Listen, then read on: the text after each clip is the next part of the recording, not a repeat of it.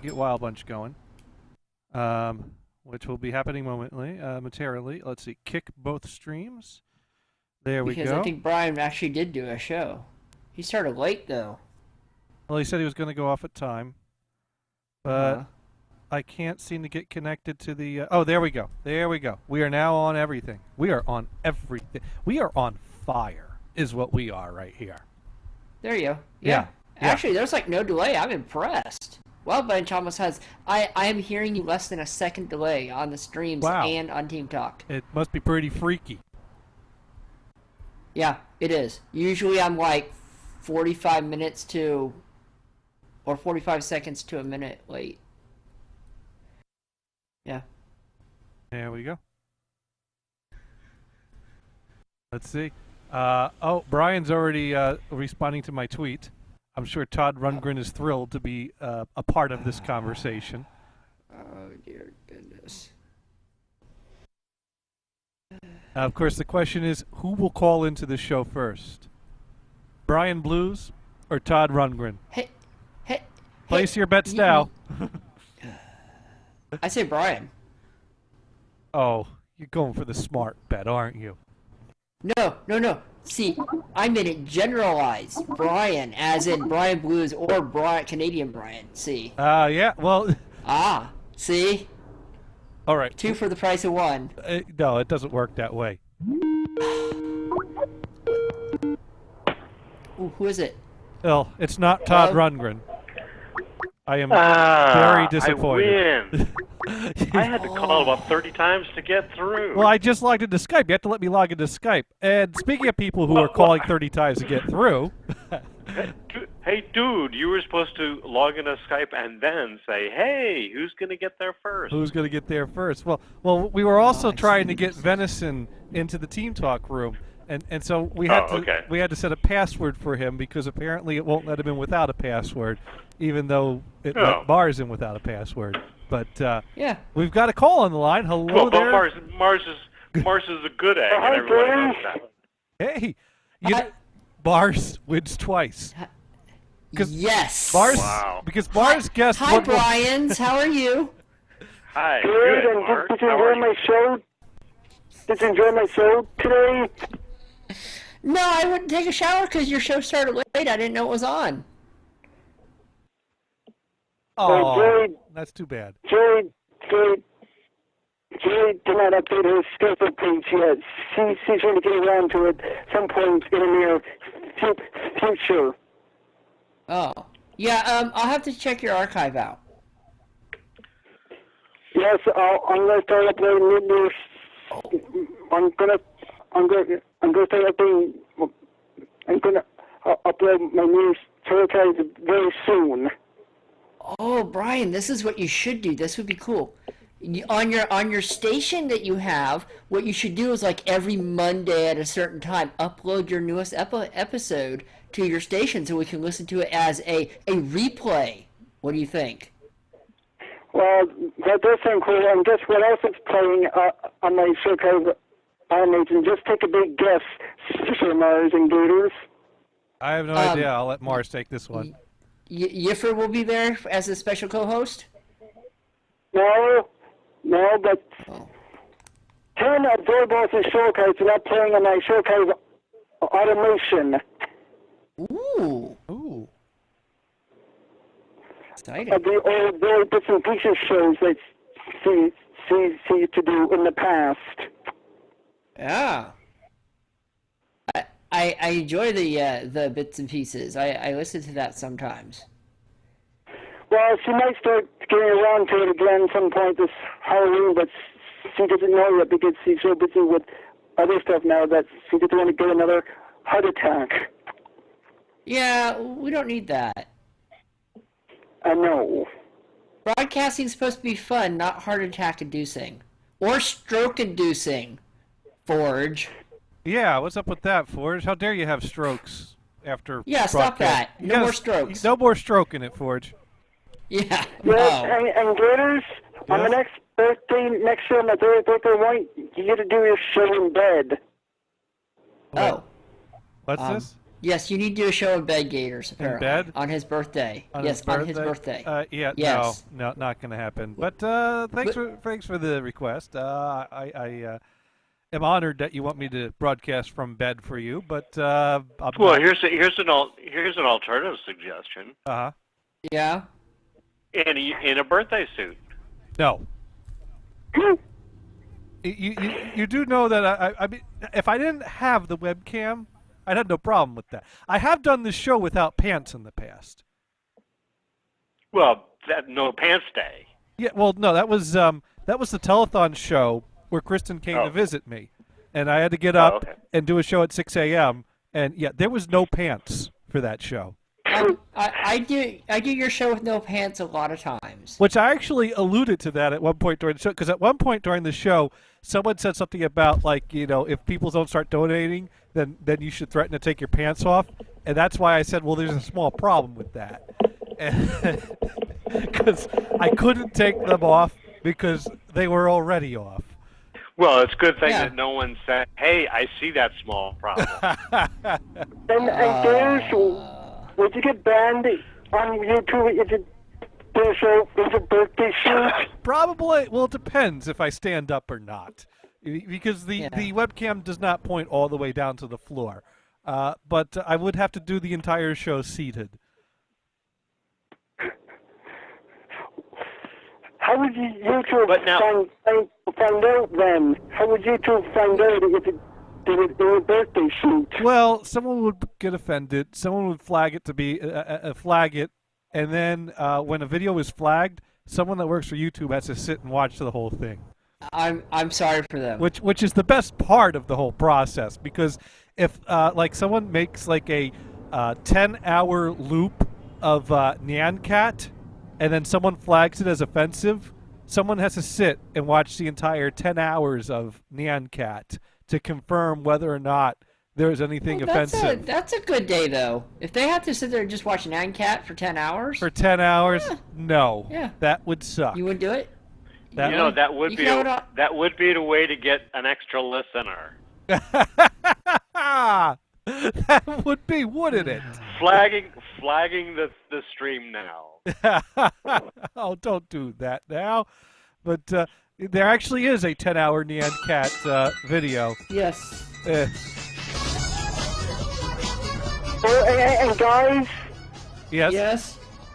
I won't be able to do my show next week because I'll be busy watching a Summer Dune Film Quick Marathon on stream all next week because they're doing another marathon to help Doctors Without Borders next week on Twitch to help Doctors Without Borders. So I won't be able to call Gators next week at all, or you, Sir Murray. So I'll be taking next week off, Well, not calling Zoe. That's okay. at Even all. even if you could call, you couldn't, because I'm not doing a show next week. Yeah, I'm Why? going to take a nap next week. Yeah. It's going to be a boring week next week for the listeners. Not for me, but for the Why listeners. can't you do a show next week for? Because I'll be in Dallas. Maybe we could get Venison to do a show on Wild Bunch for us for the next 16 and a half hours after that. Oh, there we go. There we go. That's Yeah. an idea. But anyways, We can have a I- long Venison zone. What do you think, Brian? there you go. That would be I thought you cool. just came back from a trip 2 weeks ago. Oh, awesome. I see. Yeah. So, Brian, I think it's that time again. Ooh. Oh, yes. What? Or that time, when we say, did you have anything else to do before we wrap up this phone call? Yeah, that sounds good. So anything else you want to say before we wrap this up? Yes, I'd like to say, I'd like to give a big shout out to Zerballs and Elizabeth Petter, and I'm going to give them big hugs, and I hope you enjoy your Dallas trip next week, Gators, and I hope I can talk to you again in 2 or 3 more weeks, Gators and Sir Maurice, and I hope you enjoy your nap next week, Sir Maurice, and I'll talk to you guys I again will. in 2 or 3 more weeks, and now I hand my down back to Gators, even Neil, and now Sir Maurice, now back to you, Gators, 3, 2, 1, click. All right. Thank you for calling, Brian. That was our very own Let's see. Brian with a Y. Wow. And speaking of Brian's, we have Brian Blues on the line, who has beaten Todd Rundgren to the punch. Although it would have helped. Woohoo. It would have helped if I gave out the phone number or the Skype name in the tweet, inviting Todd Rundgren to call. So, in the off chance that Todd Rundgren has That's right. He would have hit the YouTube link, right? Right. So, by the off chance that Todd Rundgren has clicked the YouTube link and is still listening to this despite the Nyan Cat in the background. What? There's no wrong that. There's like a jazz version. It sounds pretty good too. I assure you, this is not what I listen to in my free time. I assure you that I would much rather be listening to A Wizard of True Star than to this. What? Why would you want to do that? Because that is like. By the way, I replied to the tweet with a Dune song suggestion. We will have to hit that. This is in honor of the new scandal about renaming the Redskins. Big controversy. Did you hear about this? Well, I heard that they revoked the trademark or something like that, and so yeah, and everybody's going nuts. Yeah, I didn't see. I just heard it happen. I didn't see anyone going nuts about it. But so anyway, I posted a theme song suggestion. Okay. You familiar with this one? I'm not familiar with this, but we should talk over it so I don't get busted too much for copyright infringement. Okay, so it's Peter Green. Yeah, Peter Green. Yeah, that was the guy that started Fleetwood Mac. Splinter Group. Yeah, well, this is a recent update with Splinter Group. Back when they were cool. Okay. Well, he's pretty cool now. Oh yeah. Well, no, I meant back when Fleetwood Mac was cool. Yeah. Well, yeah, absolutely. All right, there we go. The new theme song for what the team that had to change their name, the team without a name. You know, there's a restaurant chain out here, a small chain. It's called No Signboard Seafood. Ha. Because they had no signboard. Oh. Nice. You know, I heard someone commented on the story as it, the copyright has been withdrawn for the Washington Redskins because the name was deemed offensive. So they had to find something less offensive than Washington to name the team now. So, but we lost Brian. Oh, there we go. We got you back on the line. Yeah, it dropped me like a rock. Yeah. No, I was just saying, I read some type of comment about, the Washington Redskins were forced to change their name because people found the name just too offensive. The name Washington was just, too... There you go. Yeah. In Twitterland, they have a whole list of suggestions that what they should go with. I see. I'm sure. I have learned something very important. Oh no, let's not change the name. Oh come on, whatever. Ooh. Whatever. Who cares? This is breaking news. Venison apparently has some OCD. Oh. Apparently, he can't get on Team Talk, so he's going crazy. I said call on Skype. He goes no. I have to figure out why it's not working. Okay. So apparently, Venison has OCD. Now here's one thing to figure out because the host name resolves to the correct IP address. Yeah. So the host name's working right for him, but he was not able to get a response from the ping, and I don't know if that's a problem or if that's just protection on the router. So Mars, if you could ping the host name and let me know if it actually responds to your ping. This is live troubleshooting Venison 88's wonderful Windows 98 setup right here on the air you're listening to right now. I think the problem is that he's using Windows 98 still. Although, to be fair, he's probably using his XP machine to do this. But he will not be using Windows 7 to do it because they don't have the registry key that you can eliminate to stop the spying on you. Because, as we all know, anyone that uses a Windows 7 machine, all your, as we covered passing the show, all your activity is zipped up into a log file and mailed to Bill Gates. And Bill and Melinda spend every evening reading over all the kinky stuff you are looking at while having bondage-style sex.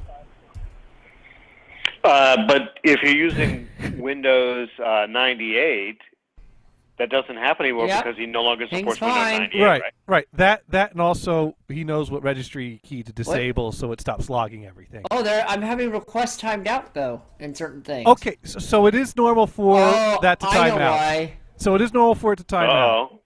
What is it? What is it, Oh, I Mark? know why. I know why it's timing out. It's because I didn't put the colon. What the Okay, you but know, the point is default ports. the point is if you just ping the address as it is, it does time out. So Yeah. all right, Venison's Yeah. hitting it.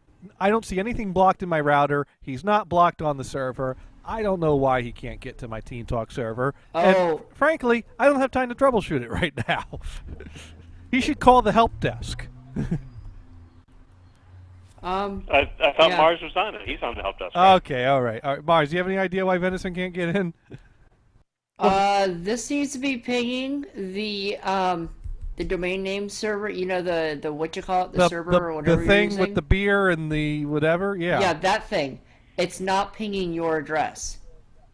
Well, Your main address of the server. It did for him because the IP address that Venison gave me was correct.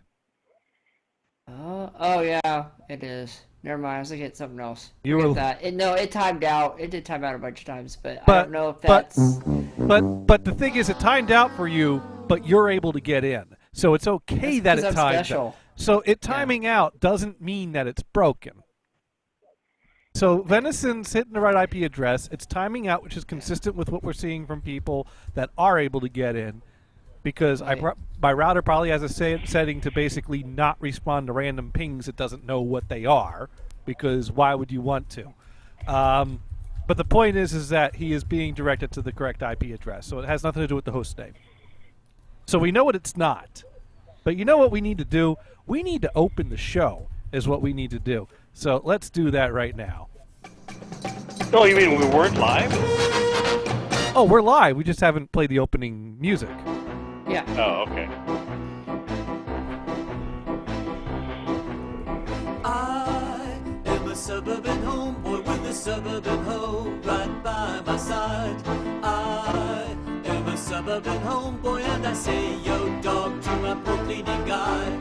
I hold my baggy enough for them. I lay my shaggy enough for them. I pop a cap on some fool at the gap and I'm a suburban homeboy. We are live here this June 18th, 2014 with the Suburban Homeboys. Thank you. Thank you very much. And if it is not June, did I say June or did I say July? I don't know. I don't know either. I might have said July because I typed out July earlier. But if I said July, I meant June. And if I said June, then disregard all this because I was right. You're ahead of your time anyway. Yes, I am. And This behind. is why you like songs from the 60s and 70s. Well, that's when the best music was from. But joining That's us right. on the line. After the music died. After Yeah. the music died, right? Right. But joining us on the line, Venison88, courtesy of Skype. Who needs to turn his volume up because I heard him very faintly say, Yeah, he's there, but he's very quiet. You need to. 1, 2, 1, 2, 1, 2. Yeah. You should turn your volume up, Venison. Yeah, you're going to need to find your volume control, is what you're going to need to do. Yeah. While Venison does that, let us. Yeah, there we go. Oh, wow. Oh no, now we can hear him. That's worse. Oh, Oh, Yeah. Mars, you're so mean. What the hell did you do to your And we TeamSpeak thought you were server? a good egg. what the hell did you do? It works fine for everyone else. I didn't. Wait. Yeah, every server I have works except yours. Everyone gets into did it you but say you. TeamSpeak? Did you say TeamSpeak server? This is Team Talk, Venison. Make sure you use the right program. No, I tried. Well, we're trying to get into the TeamSpeak. I couldn't get that one to work. There's no TeamSpeak. It's Team Talk, Team Venison. Talk. Team Talk. Well, still, either way, it still don't work. Oh, it works fine for me. Okay. Let's walk through the process. Double Oh, click. this is exciting. Okay, wait. What wait. I should, version- write Wait, this I used- down. What version of Team Talk do you Yeah, have that's- installed? Oh yeah, that was one of the questions I asked you. You know, which version were you using? I think this was 3.14. I'm using 4.4. So Yeah. You're looking at Team Speak, Venison. you need to Look get at Team I Talk know 4. I'm looking at TeamSpeak. Okay, install and open Team Talk 4, and let me know when you're that far. Oh, Venison. no. Venison. No. You're This not is getting it. nice. Hold on, This is hold on. nice. I can call him an idiot to his face, and I won't get fired. This is my Okay, dream what- come true. What? What, Venison? What? Which version of Team Talk do you have? No, I know. Yeah, no, I know you're on Team Talk right now, but right now I'm Yes. trying to resolve a TeamSpeak issue. No, we're not. No, who's using TeamSpeak? You have a TeamSpeak server also. No, I don't. Do you not? No, you No, don't. no, never did. What? No. Never mind. Okay, Venison. Open Team Talk. Open Team Talk. I know Team about Talk. Team Open Talk. The Team Talk works. That's the one you want to use.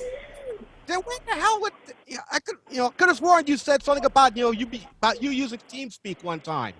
You know, that whole thing I suggested about you restoring my antique RCA radiola? Never mind. Shut up. You're going to put the wrong tubes in it. Right. And it would probably work better. Okay, so have you opened up Team Talk? No, I'm on Skype now. Why bother? Okay. All right. We thought we were playing an OCD experiment. No, like I said, the Team Talk works. There's no problem with the Team Talk. All right. You guys I have swear to fun God, with the you show said this something week. about having- I'm going bowling. I'll see you all later. I'm out of here. Wait. Which are you going to the Hayward one? The Hayward Bowl over there? Actually, I have no idea where there's a bowling alley around here. I know there's a bowling alley that is Well, so. the best one was Gators. The Yeah. best one was I did rock and roll. They did the rock and roll bowling thing, right? They turned off all the lights, Right. And they have smoke covering everything. Right. So the smoke machine. What's awesome is I got a better score than the sighted person I was playing with. Well, that's because you. Do they have? That's because you're used to bowling without being able to see what you're doing. There you go. Do they have karaoke? No, they don't. No. All I know is there's a. Really, you know, MTV here. MTV has a karaoke channel. Oh boy. It just plays Oh, instrumentals all silence. day long, so you can Silence, sing can you along. believe the silence there? That- Is that MTV 8 No, the no, old no, show? no, no. They actually had the. They had the. You know, the times that I've flipped it on, they actually have the vocal tracks playing. So how is it karaoke? And the words at the bottom, so you can sing with it. Oh, it's Are you the sure you don't normal. have your closed captioning turned on? No, I don't. So Okay. that's fine. basically, it's MTV with closed captioning always enabled, so you can sing it's along. Actually, it's not actually a closed captioning. It's a different text. It is text, and it changes colors as the words are being sung. Okay, so it's Yeah. it's you see a karaoke, color but bar. not instrumental, so you sing along with the originals. Yeah. The only music Yes. MTV plays now. Amazing! There's actually an MTV channel out there that's playing music videos. This is speaking of music videos. I have been once again What is working. it, MTV 7? I have been once No, again. it's MTV 8 the Ocho. I've once ahead. again been working on converting episodes of Friday Night Videos to DVD. Finally. Well, the problem is that the VCR that I bought with the S-video output off of eBay that came with the door damaged but would play the videotapes has an occasional flicker. So I can't get a good source. I can't get a good recording off my VHS tapes. Now, even though I replaced most of the video and most Is of it the audio, video cable that does that? Yeah, You think, or you think it's the player itself? I think it's the player itself. Oh, okay. The tapes are really old, really Bummer. worn, and it's having difficulty tracking it properly, although a higher quality VCR could track it better. What kind of tapes were they? This one happens to be a Fuji, Ha ha! but the other three are JVCs. I use Max Out Golds. They were taped. Those aren't SB. They were taped Those on are SLP. SBHS tapes. They were taped on SLP mode off of a antenna TV. So I mean, Still. I think the manufacturer of the tape is the least of my concerns. No, it ain't. I used a Fuji once. It put residue all over the heads. I never used Fuji again. This tape has played That sounds fine. like a personal problem, Venison. This tape has played fine consistently for years. By the way, you know what that company name is? That Fuji company name is? What? It's Fujifilm. Fujifilm. Yeah. Yeah. Yeah, you know, when you go to the camera store and you buy a camera made by them, You it's can made still by do that? Fujifilm. Can you still do that? Is there a camera stores nowadays? Yeah. There's one in Dublin. Yeah, Mike's Camera. Oh. Is that Yeah, that in your check theaters it they out. have? Have you been to the old Ritz Camera in Dublin? I don't think I've been to that one. But anyways, It's on regional. Is there a place to regional develop street. them? anyways, the whole thing I was trying to get to was that I record the You tape were? in. No.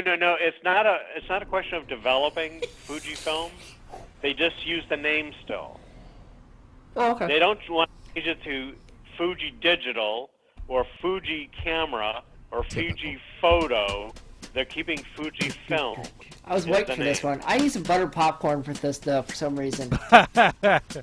You know, there must be something sexual about Fuji Camera, or something political about Fuji Photo.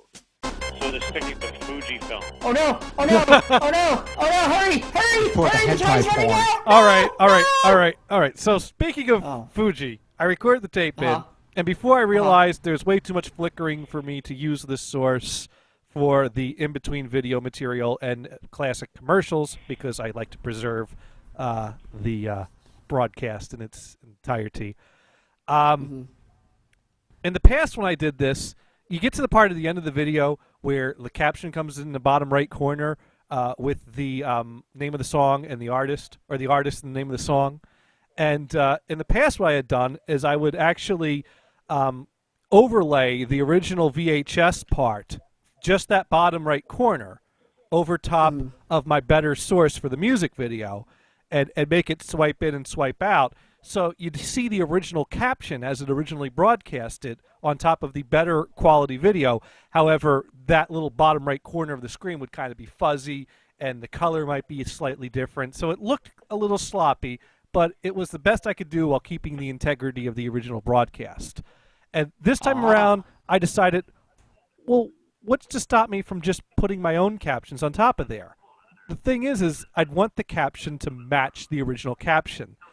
And that is how I came to find out that the font that Friday Night Videos used is Handle Gothic. Oh. And so now I have a Handle Gothic font on my and you have to put a you have to, you know, so I can take a screen capture of the original, type it, and resize the font to match it perfectly.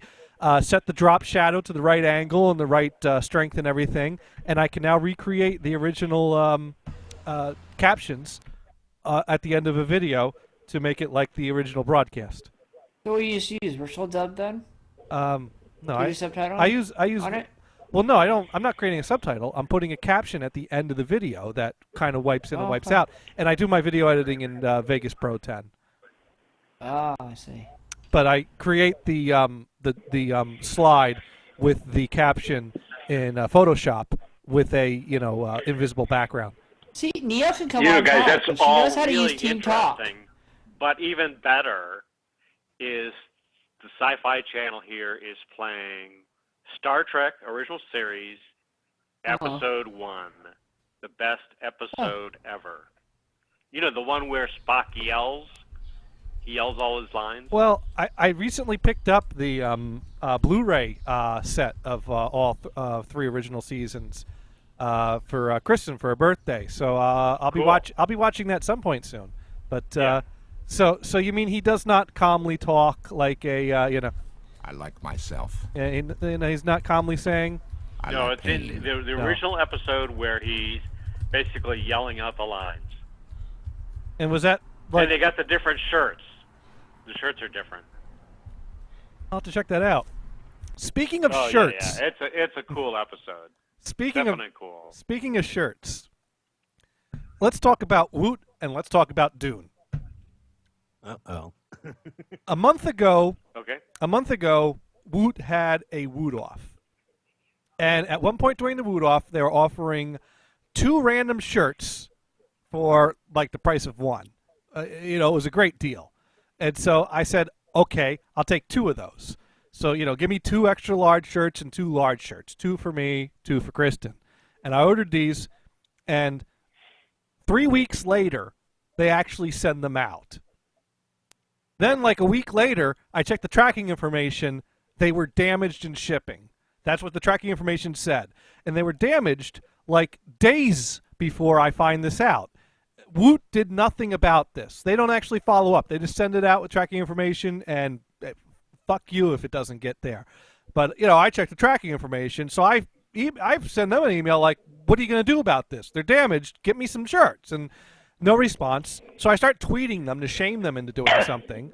And then the Twitter... yeah, that'll work. The Woot tweet guy starts going, well, I'll bring it up to them. So I'm like messaging him. He's like, I haven't heard anything back yet. So then what do? They send replacement shirts. Now, mind you, I brought this to their attention on Friday. They sent the replacement shirts yesterday. The same slow-ass method that they did last time. Meanwhile, throughout all this... You paid them $5, right? This past Sunday... you paid them the $5 for the shipping, right? No, I went with the free shipping. The free shipping. See, you got what you paid for. But when they got damaged... Mars, isn't he a jerk? No. He's looking for something he's paying you nothing for? As a courtesy, they should send the replacement faster. I see. For no extra charge. Well, Gators, this is planet Earth, right? You know that, right? this is basic customer service. If you have let the customer down, you owe them going above and beyond. What the hell? Most companies. I do have to say, most companies. Okay. Service nowadays. Okay. Guys, Brian. Let's think about the company I work for. Let's say someone orders a pallet of the product. Let's say the truck goes over a big ass bump. The pallet falls off the truck, and stuff goes all over, causing a big pileup. What, car pileup or item pileup? What would our company do? Would our company call the customer and say, "We're sorry about that. We'll get started on a new order and we'll have it there in another 2 weeks"? Or would they? The order, that's all. Or would they get a replacement order out there pronto, rush it, get that out the door as soon as possible? If you were a nice company, yes. They would lose the order, first of all. The customer would have to call eventually the salesman, who's usually not involved in that. The salesman would have to get out of his car, come into the office, go to 3 different departments to kind of figure out what's going on.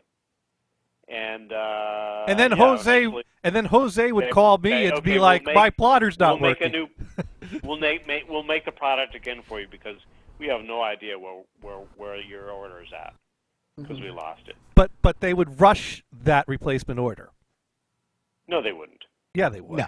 No, they wouldn't. No, they wouldn't. You're living in a dream world. That may have been the way things used to be, but I nowadays, hear the term hot order used all the time in customer service. If I could not think of a better example of a hot order. That's the problem. It's used all the time because orders get screwed up all the time. Exactly. So we know how to fix screwed up orders. No. So they just put a tag on it that says "rush order." It doesn't make any difference. How come whenever someone calls me on something related on a hot order, they're like, "You got to call me back right away. This is a hot order." That's just a line. They make me rush for the hot order, so clearly they're all rushing for the hot order. On their part is an emergency. Yeah, because they know you're a pushover. That's right. But the only reason they would want me to act fast is so that they can then act fast once I fix their problem. No, Actually, no. just If they were, delegating if props they to were not, somebody else. if they were not They prepared just to figure act if you fast. don't say that it's a rush order, that you'll just ignore them. But and you'll I've put never them on the ignored bottom of them. the queue. I've given them no So it's reason just to their think I'd ignore It's them. just their body language on you. That's Uh, all. I think you're And, wrong. and dude, a guy that grew up in New Jersey should know this. I think you're wrong. I disagree with you. Fuck. I disagree with you. Or is that the difference between New York, and New Jersey? You know how Look at are you meet a New Yorker and it's like in your fucking face from second one. I don't think people are as full Right? of shit as you're saying Right, they are. Mars, you know this even, right? You're a California boy, right? I don't think people are as full of shit as you're saying they are. Well, naivety does have a place now and Seriously. then. I don't think that's what's going on. Seriously. No, I think orders are getting messed up, but I think people are rushing to fix them. And I think if they would stop messing up the orders, things would be much better because then they could be rushing for Oh, yes. to get it right And the at first one point, time I thought you and could have a impressing high-paying career in the electronics. customers. Well, that's just because you're an idiot. No, kidding. No, I was actually quite smart at it and damn good at it. No, but you could have Unfortunately, the people I ran into. yeah. No, I meant the whole thinking you could have it. No, never mind. I know you're good at it. I was just teasing. Anyways, so where was I? So the point is that this past Sunday I was telling the story, and Dune's like, that reminds me, I got to get a shirt out in the mail to you. And so the question is, who is better at delivering a shirt in a timely manner, Dune or Woot? And the answer is, as I stand up, Dune. Dune is. I now have my official Dune and Bob Show T-shirt. So that makes the final score Dune 1 and Woot 0. Isn't it terrible when your heroes fall? By the way, if Todd Rundgren is listening, you can call in at 877-642-5483, or you could Skype in at NHB Live. Sorry it took this long to get that out there, but I kept getting interrupted. Why Todd Rundgren? Well, why not? He's the special guest of the day. Yes, I tweeted him inviting him to listen with the question of who will call first, Brian Blues or Todd Rundgren. And Brian Blues won, but we certainly have room for multiple winners. So if Todd Rundgren wants to be our second place winner, he can call in. Wait, what group was he in again? Well, let's see. He was in the Naz. He was in Woody's Truck Stop. He was in Utopia, and and he had a very successful solo career as Todd Rundgren. Utopia, I barely remember. The other two, never heard of them. All right, let's review. We need to educate Venison about music that's not okay. funk. You don't have to. All right. So I withdraw the question. You too late. There is no withdrawing of questions on this show. All right.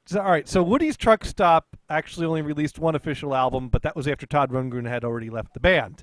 But some demos of Woody's Truck Stop have surfaced that do include Todd Rundgren in them, and I just need to find where I saved that. Remember, this is NHB. You can't play them. I'm not going to play them in their entirety, but we could play a little bit of So this is a little Woody's Truck Stop with Todd Rundgren jamming on the guitar there. So you kind of get the idea. That's the kind of sound Woody's Truck Stop had. And Naz had a big hit with Open My Eyes. Count it off here. And Naz. Yeah, Naz.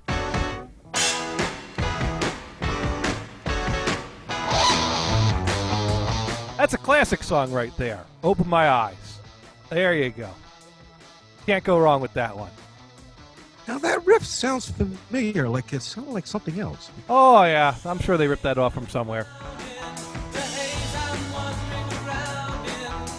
Isn't that a classic? Great song.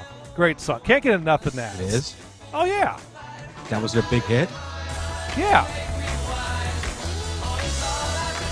Never heard of it. No? What about you, Brian? You ever heard this one? No, but it sounds like somebody else. Sounds like a Who song. Okay. Almost like the Banana Splits. No. Somebody more like Buffalo Springfield or something. No, that doesn't sound like Buffalo Springfield.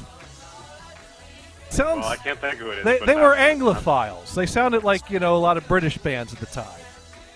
There's definitely a British. Hermit. Claps. Herman's. The Hermit. Okay. Hermit. And then he put together Runt, which had the big hit with "We Got to Get You a Woman." So that was a nice big hit for. Leroy boy, is that you? I thought you. Everybody remembers this song. Oh yeah. Even Venison remembers this one, right? Venison.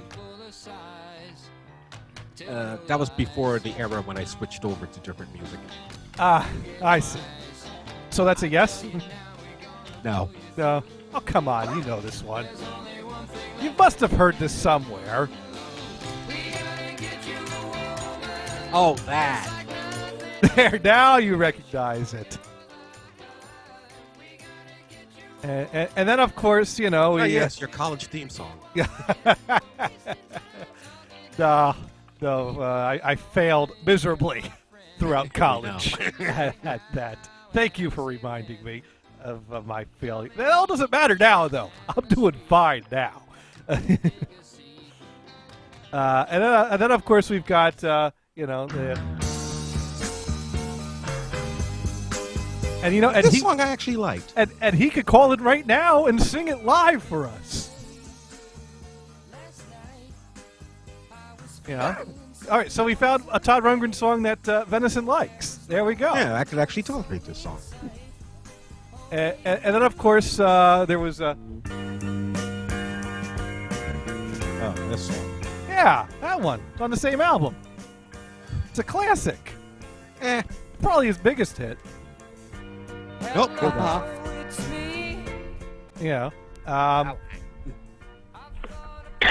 And then let's see what else we got. Oh, it's you? I'm sorry to hear that. Click. Oh, that's harsh. That's hard. We're trying. We want him to call in. So could you stop putting down his music? Best way to get him to call in? Okay. But who doesn't love this one?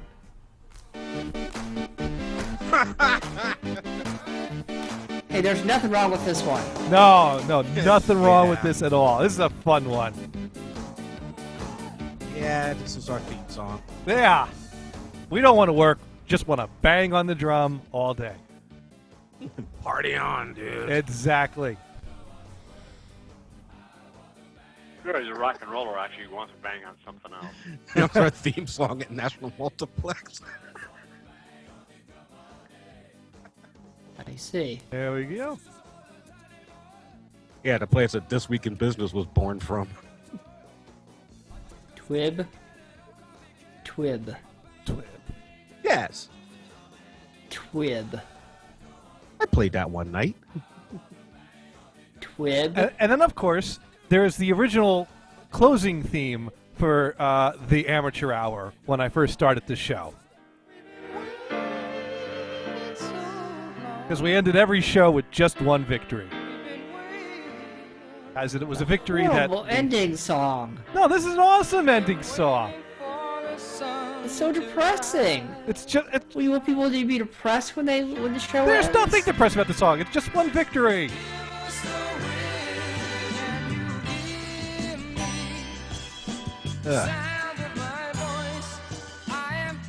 Great song. Great song. Great. If you say so. Oh, come on. And of course, he goes back to the obscurity. Obscurity. I'm telling you, Wizard of True Star, great album. And I've decided I've decided I prefer my German pressing that I bought for $1 to the Bob Ludwig original pressing that I got for free from Pete in sales. Was it touched by David Hasselhoff? I don't know, but it was the original die-cut cover, so I framed it. Oh. See, that means you'll never be able to play it now. I actually took the record out before framing the cover and stashed the record in with one of my other copies of it. Because I have like 4 copies of that album. To find out which one sounds. Yeah. Now, I don't have a white label promo version. I was going to ask if you had the white label one. No, I don't. Gothard has the white label one. He needs to record in a copy for me. Because that centers out the word shit on it. With a very loud synth sound. Maybe you just need to do more record shopping and find one yourself. No, I need to.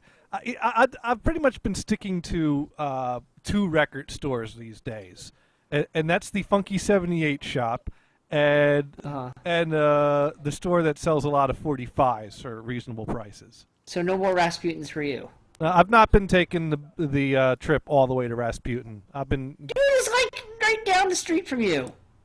Oh wait, I thought. Never mind. Well, no, I was thinking about Haight-Ashbury, Amoeba, and Rasputin down there. I could go. Actually, I could step in that Rasputin. I haven't in a while. Is there still a streetlight, or did those close? What's that? Did all the streetlight records close? Do we even have one around here? I don't know. I don't know, but there's plenty of record stores in San Francisco.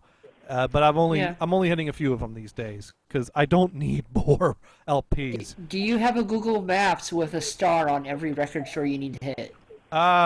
No, but I know where to find them all. And although I might go to a record store in Oakland in next month because do you have plans for building another closet? they're having a residence day at this record store in Oakland. July 5th. Oh, man. And so I'm going to go. I might go there and check that out. Well, Bessie, you just come to California. Yeah. Yeah, come on. Come on out here, and it'll be residence. You can hang at Gator's place. Here we go. Let's see. Please join us for the special event celebrating the recent re-release of 2 classic records by the Residents. What? We will have screenings of rare Residents films and limited edition Residents T-shirts for sales. In the spirit of the original Santa Dog series, copies of the double 7-inch reissue will be given away for free while supplies last. I already bought my copy. I don't need another one, but okay. Yes, you do. A representative from the Cryptic. Get a free one. Ship it to me. A representative from the Cryptic Corporation will attend in the afternoon. So I might check that out, see what's going on. That would be cool. Goodness, and you should get one of those crank record players so you wouldn't have to use electricity with it. I don't think you can play those types of records on that type of a player. You can try. It's okay. I'll just plug it in Modify another it. extension cord. Oh, I'm sure your neighbors love that. Well, it just means I got to turn something else off. I'm doing the Douglas household wiring pattern. Do all your plugs have numbers written on them? Yes, what to say. I can only plug in a 2 and a 6. I can't go above 8. So you are doing that. Oh, God. Oh, jeez. Plugging in a 1 and a 5 and a 3 will not work. No. A 5 and a 3, a 5 and a 1, a 1 and a 3, but not all 3 at the same time. That's just crazy.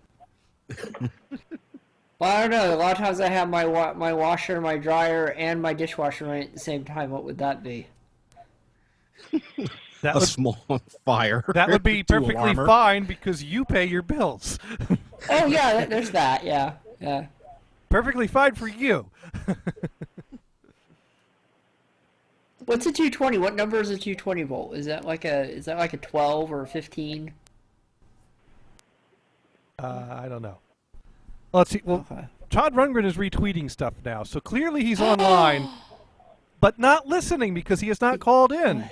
877-642-5483. Call in now, Todd. Did you tweet him with your Skype name for NHB Live? Nah, it's not him tweeting. It's his staff. What? You don't know that. That's the way most of them work, apparently. Oh. I don't know. I think he runs his own Twitter. Why wouldn't Yeah. How many followers does he have? he? Well, I don't know. I'm not you following know, him. it's like my dad said when I told him how much I paid for my concert tickets to see Todd Rundgren. And I said, it's Todd Rundgren. And my dad's comment was, it's not like it's the Rolling Stones. Of course, the thing is Rolling Stones tickets probably would have cost like 3 times as much what I paid for the Todd Rundgren tickets. But still. All right, he's no Pink Floyd. I don't think Todd's pulling in the now the thing is I am not following the Rolling Stones Twitter account, so I really don't know who's got more followers. But let's click. Let's see. Right now, Todd Rundgren has 12.7 thousand followers, so just a few more than me. How many is he following? That's the key. How many is he following? Well, not me. I don't 3. think.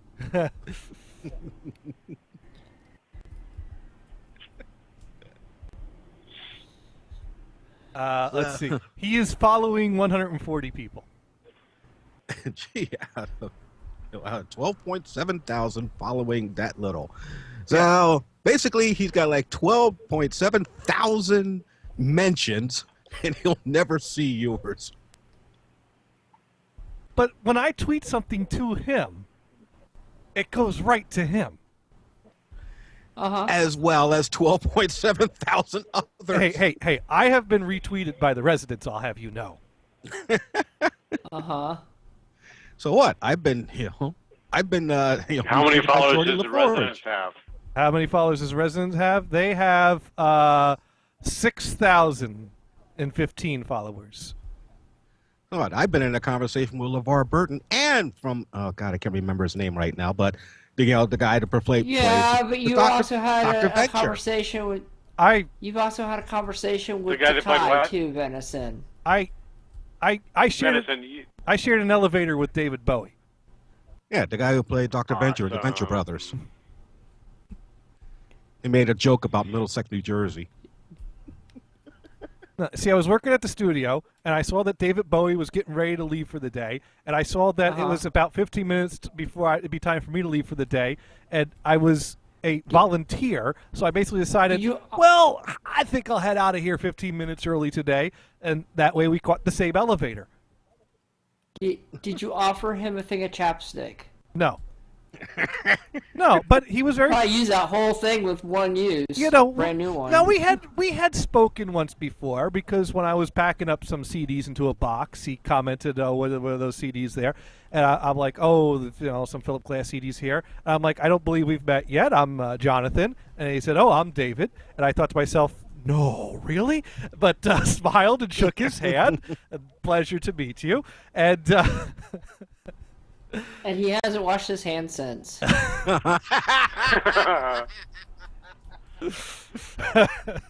that, he washed his hands immediately. I can neither confirm nor deny that.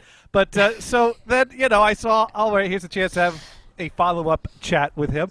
And this was when he was mixing the Heathen album in the early 2000s. And, so I heard songs from that through the wall before it came out. I'm sorry you met him after 1988. Hey, I'll take what I can get. So we got in the elevator, went down. Hey, how's it going? And he's like, oh yeah, I think we're gonna, album's almost done. We're gonna have a little listening party or something. I'm like, oh, I'm really looking forward to hearing it when it comes out. Oh, thank you. Yes, I like what I'm hearing so far. Oh, thank you very much. Yes, and it was. Not a great story that I'm telling here, but I was thrilled with the moment. So I had a chance to talk with Phil Collins' uncle in New Jersey. I deliver a package to the house. He tried to deny that he was his uncle, but let's see. I didn't say this, but yeah, your last name's Collins. You're getting a package from the studio in London, from the studio in England, in a closed private community, right? That confirms it right there. I need no further proof here. That right there. Phil Collins' uncle? Yeah, package from Phil Collins. It wasn't Albert Collins, or it wasn't. Was it a Tom Collins mixer that was being delivered? Nah. That, Yeah, I still kept the delivery order. I made a copy of it just for the hell of it. I don't know. Doesn't sound legit to me. It was. Yeah, I got a photocopy of Philip Glass's driver's license. Right. I do. Uh-huh. No, I seriously do. Downloaded from the internet? No, I photocopied it myself. What are you doing Why? stealing other people's? Are you trying to do identity theft now, Gators? No. He's a creepy stalker. No.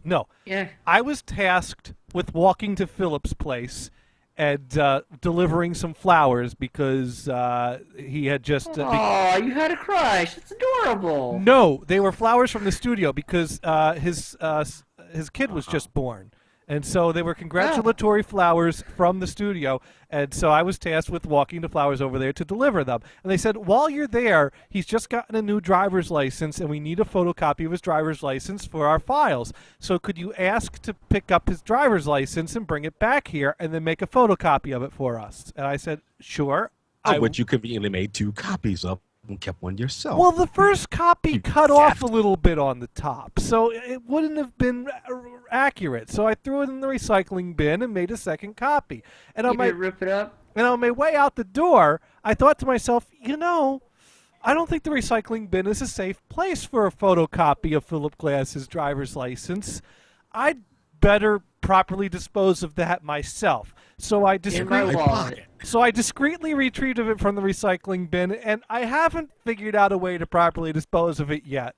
But I've been keeping it safe all these years. You couldn't think of a match or a lighter. Shredder. Well, I don't play with fire because that would be a fire hazard. I didn't want to burn down a house over Philip Glass's driver's license. So right. So I've kept it. Are you saying Philip Glass's driver's license isn't worth a house or two? That's what I'm saying. Oh, okay. So yeah, somewhere in my stuff I have a photocopy of Philip Glass's driver's license. Labeling him as a creepy stalker. I just thought it was kind of a cool thing to... Well, we've always labeled him as a little bit of a stalker. An opportunity presented itself for me to obtain this photocopy, and I decided... Now, have you made photocopies of the photocopies? No, I have not. Oh. I've not done You should have a backup. You should have an offsite backup just in case. I figured it's not the end of the world if that gets lost. I'm back. You're back. I didn't even know. I didn't even know you were gone. It was weird. It kind of faded away. I heard it went dead. It came back and then it disappeared again, and then it came back. Like that's okay. You didn't miss much. Skype updated the iPhone app recently, and the new iPhone app sucks. It looks for Skype. It looks just like Microsoft, the Windows phone version. The rule is what it looks like. It's crap. The rule is whenever Skype updates, it makes things worse. Yep. Most of the time.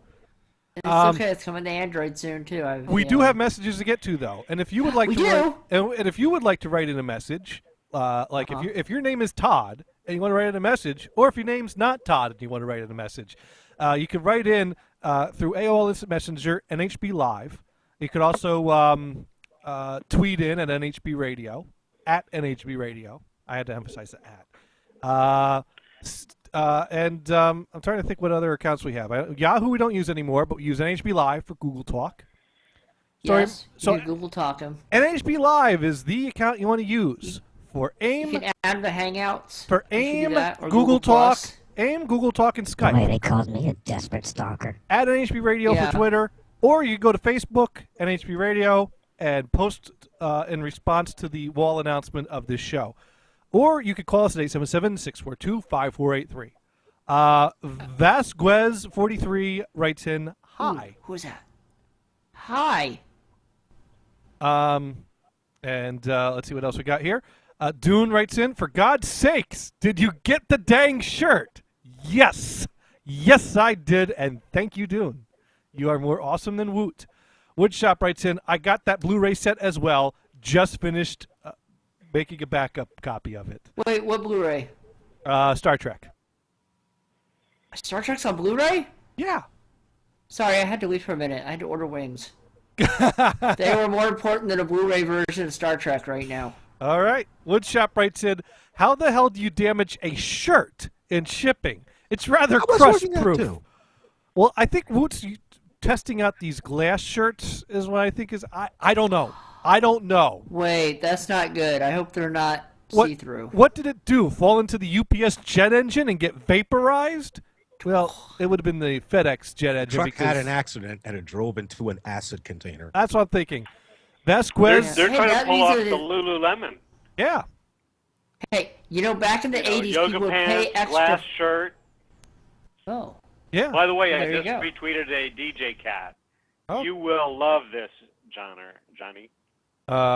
Johnner. That's a Johnner. new one. We're now going to call you Johnner Gators. No, it's okay. Let's see. A little Check out stock the market. the DJ Cat. Oh, the DJ. Where's DJ Cat? Look at my tweets. Well, I see something about a stock market ethnography and a wild about cars thing. That's right. Yeah, the last thing I just tweeted.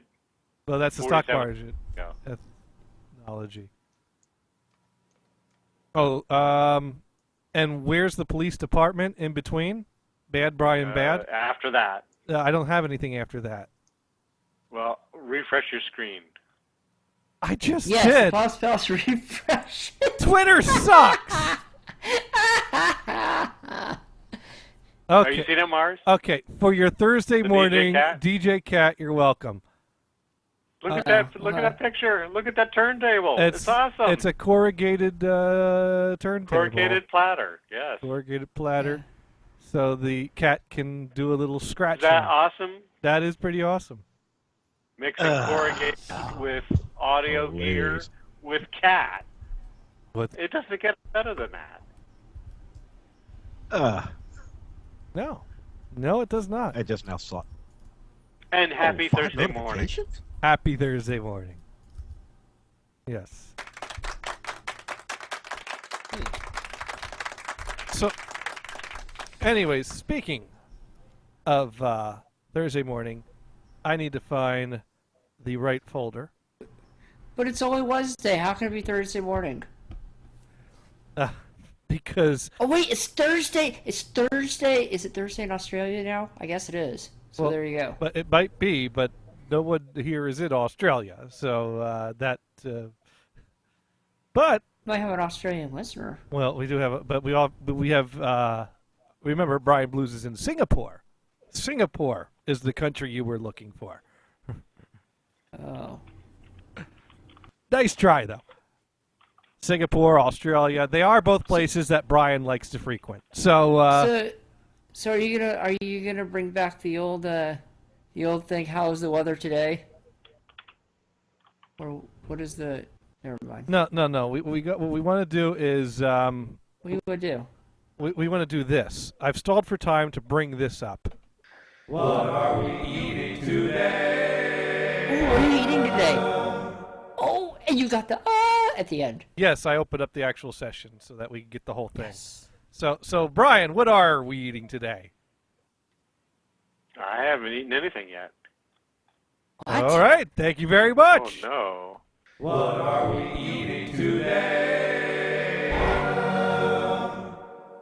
I'm having 2 different sandwiches.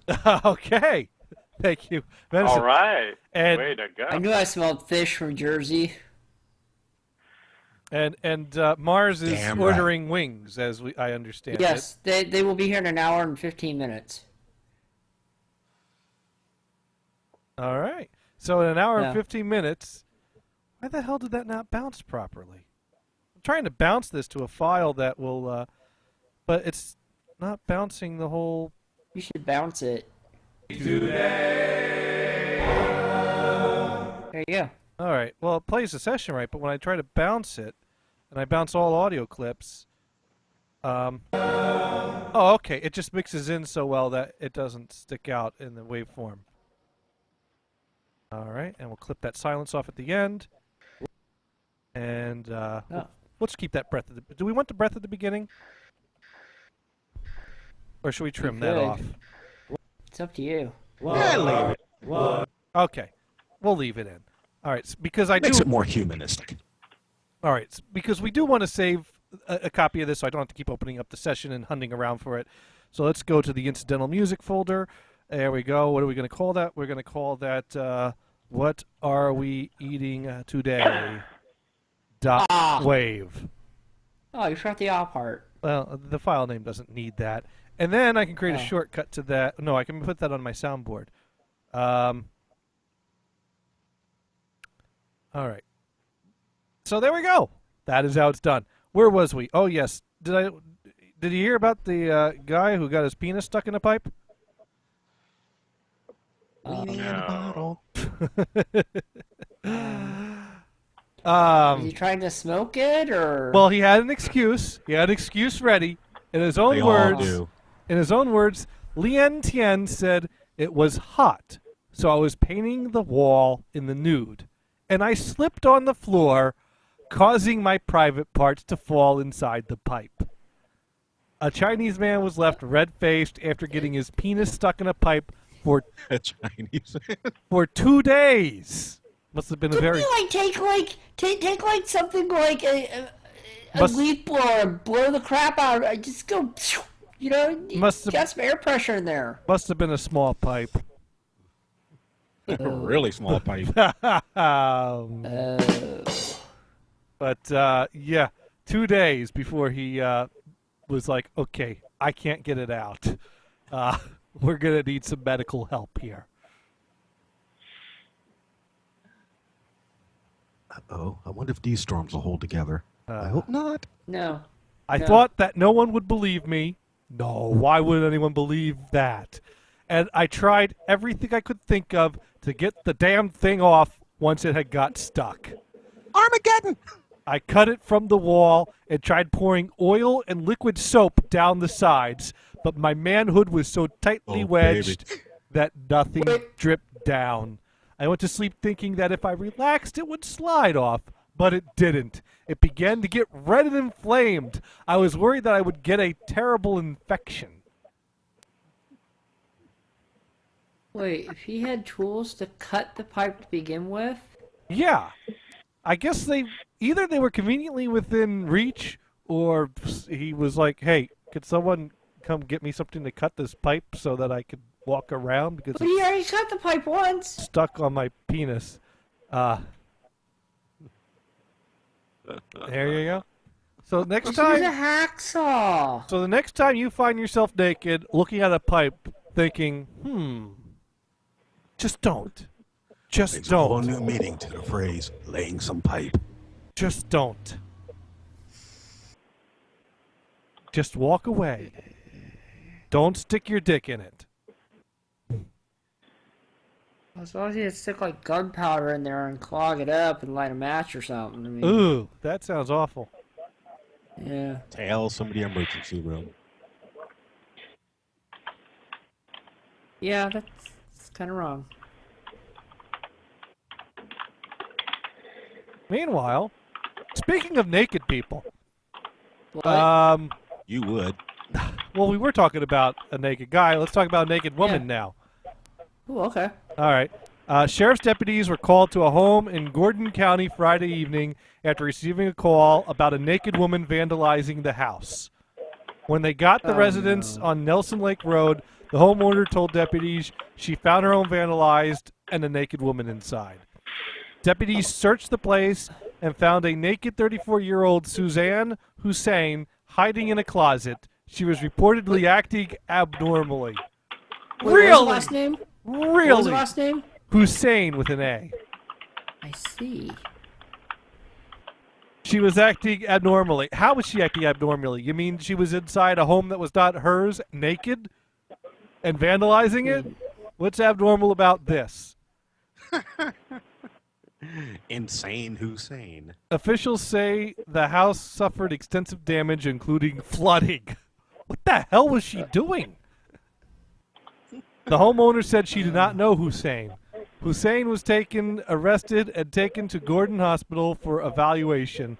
Upon her release, she was arrested and charged with burglary and criminal damage to property. She is currently in jail pending bond. Investigators do not have Still a motive. naked. Investigators do not have a motive for the crime. No, she's probably in an orange jumpsuit by now. I'm thinking.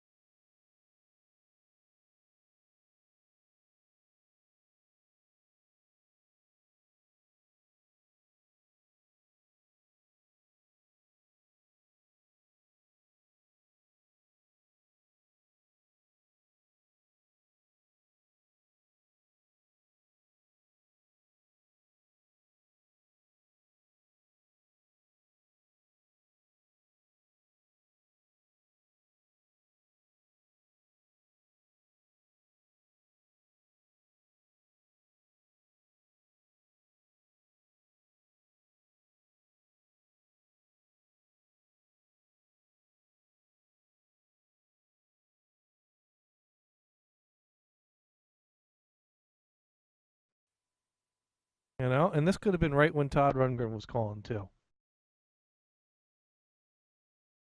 All right. Well, anyways, we're gonna get Skype back up and get everything running again shortly. Team Talk, jingle palette. There we go. I'm sorry. And we're back. Oh, so that was on your end. Yeah, have a good night. I don't know what you're talking about. Bye-bye. That was your computer, Venison. Your computer crashed everything. That was here like. Yeah, right. That was great. Venison, isn't it amazing how well the Team Talk room works when you use the right program? Shut up. And we've I got got what you said. Yeah. we've got Brian back on the Hello? line here. Hello. Yeah. It threw me off and wouldn't let me back in. Well, yeah, How terrible. yeah, man, that new Skype is a real. Actually, my computer blue screened, but we are back. Oh. Those came back on. This, So it was on your end. well, this motherboard doesn't really like the M Audio sound card all that much. So every now and then, when I'm heavily taxing the sound card, which this show uses, well, it uses an input for my stereo mix. It uses an input for Team Talk. It uses an input for Skype. It uses an output for Team Talk. It uses an output for Skype. It uses an output for stereo. So I'm using 3 stereo inputs, 3 stereo outputs on the sound card simultaneously. So this. More I do that technical all the time. information on the show. So when I do the show, that is when the M Audio card is most heavily taxed, and that is when usually it doesn't happen every show, but maybe about every other show. At some point, the computer decides, "Fuck it, we're blue screening." Damn it, you made me shut everything off. I thought my bandwidth was gone. Hey, at least I got you back in the Team Talk room because it's amazing. You use the right program, you get right in. I'm now gonna go slash my wrist with a fucking spork. That sounds about right. Okay. Nah, it ain't.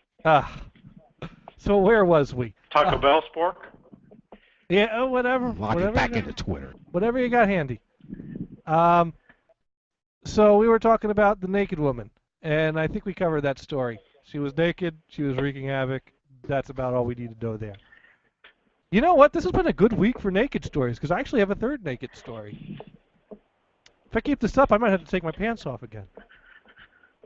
Oh, man. But here we go. Out of Vienna, Austria, a naked sunbather caused traffic chaos. Oops. Apparently, she has a really sweet ass. They included a picture with this article, but it's kind of a side shot, so you don't really get a good full-on view of the lovely ass in question that caused the pileup. But A sunbather has caused a traffic pileup after her naked bottom distracted drivers. The woman was basking nude on a ledge in the Austrian capital of Vienna, with her legs dangling out of a third-floor window. Student Gregory Shakaki, who took the picture, told Central European News, "I thought I was suffering sunstroke when I saw it." A motorist, Michael Kienist, told local media, "I was behind two guys who had a fender bender because the motorists in front took their eyes off the road to glance up at the view. The young woman was obviously keen on getting some sun in a place where it doesn't usually shine. I heard the guy who was rear-ended..." Here's a question. Yeah. Here's a question. Uh-huh. How do you get sunstroke if you're being mooned? That is a good question. moonstroke. Well, I guess maybe he thought he was seeing things. But I think he was actually moonstruck. he was moonstruck. I see what you did there. Yeah, Brian made it funny. I heard the guy who was rear-ended shout to the motorist who had hit him, "Didn't you look..." Rear-ended. All right. Was rear-ended. I heard the guy who was Enough I hear punishment. Enough punishment. I heard the guy who was run into shout to the motorist who had hit him, "Didn't you look where you were supposed to be going?" The driver who hit him said, "Sorry, I was distracted," and pointed up to the window where the woman was lying. The guy who was hit then said, "Oh, right, I see what you mean." He understood. Perfectly acceptable. After all, this is Italy. Yeah. It's like, you're bad, but I understand why. Yeah, I would have done the same thing if I noticed that. Thanks Yeah. for pointing that Yeah. out. Let's now stand here and admire together. Several cars. Take pictures, you know. Several cars. There was a news in the Asian newspaper that there's this man that was running a hawker food stall. Okay, basically a food court place. Decides because of the World Cup soccer going on, he was going to leave the stall early and go home to watch the game. Right. And he gets home and he finds his wife in bed with his assistant. Ooh, that's and they were naked. Oh. But he decided to deal with it after the game. I'm sure. It's like, get out. I watched Actually, the news story now. didn't say that. That's actually interesting because the wife and the shall we say former assistant had knife wounds that needed to be attended to, administered by him. It's like, couldn't you have waited until after the game to commence the stabbing? Because now you got to deal with the police, who are probably going to try to take you away from the TV while you're trying to watch the game. And actually, the police are probably pissed off because they're not able to watch the game. Yeah. Stupid. No, they're all sitting in the living room watching the game. Everyone's a loser here. Instead, what they do is should just sit down, enjoy the game, and then go play with your knives. Right. Knives, of course, because they don't have guns here. Because I'm sure the guy wants to watch the game too, so he probably would have stuck around to watch the game, giving him an opportunity to stab him Absolutely. after yeah, the guy game. did. The wife probably did. The cops, when they showed up, they wanted to. It could be like, I hope he had a big screen TV. he could have called the cops, say, "Hey, I'm going to stab this guy after the game. Would you like to come over here so that you'll already be here once the stabbing commences?" And you can enjoy the game, yeah. And fridge is stocked with beer. And we got nachos. Nacho, yeah. And good time for all. If he was thinking clearly, he could have, he would still be in jail now, but at least he would have enjoyed the game. But back to the nude sunbather. Several cars are blocking the road before police arrive, but by then she had disappeared inside and closed the windows. Aww, that's too bad. That was almost as bad as a traffic jam caused by the horse. The horse? Or horse. Yeah, the Terror on Terror Road. There's a horse farm, and the property extends right out to the main road, and two horses decided to go at it right up there by the fence next to the main road. And people started stopping and pulling over and caused my traffic jam. Because they wanted to watch a little bit of horse fucking action. Because they wanted to watch a horse play. Yeah. Yeah. Jeez. It was hysterical. I gotta admit, I pulled over too. Oh, you were a part of this jackassery then. That's how I know how big the traffic jam was. Anyways, who's running the microwave in the background? Anyone? Anyone who's running the microwave? Was that a microwave we heard? No? No one's going to admit to the microwave we heard? We Can't be me. We clearly I can't run the heard. microwave with the computer on. We clearly heard a microwave running. What? What microwave? Were you running a microwave? No, I was No. backing up. You were backing up? So you were running No, a that's microwave. Yeah, it was. Okay, so, well, that Sorry. means, you know what we have to do I now. had to do that. Huh? And you know what that means? What? That means that my sound effects have broken. What happened? I'm sitting here talking to everything muted. So, oh, there you go. Why won't that sound effect work? Oh, great. Now I got to go play this manually to figure out, You should put it on your desktop. fuck. What are we eating today? I was reheating a cup of coffee. Oh. Well, that's not eating at all. No, but I was eating. I was eating wings. My wings came while you decided to go mute. Bye bye. I see. Yeah. Well, let's see if we can get Brian back So on you the died line. at the perfect time. Thank you. No problem. Oh, who are you calling? We're trying to get Brian Who is back it? on the line. He dropped off. He's Oh, not no. calling back, so What? we're just trying to get everyone back on the line here. See.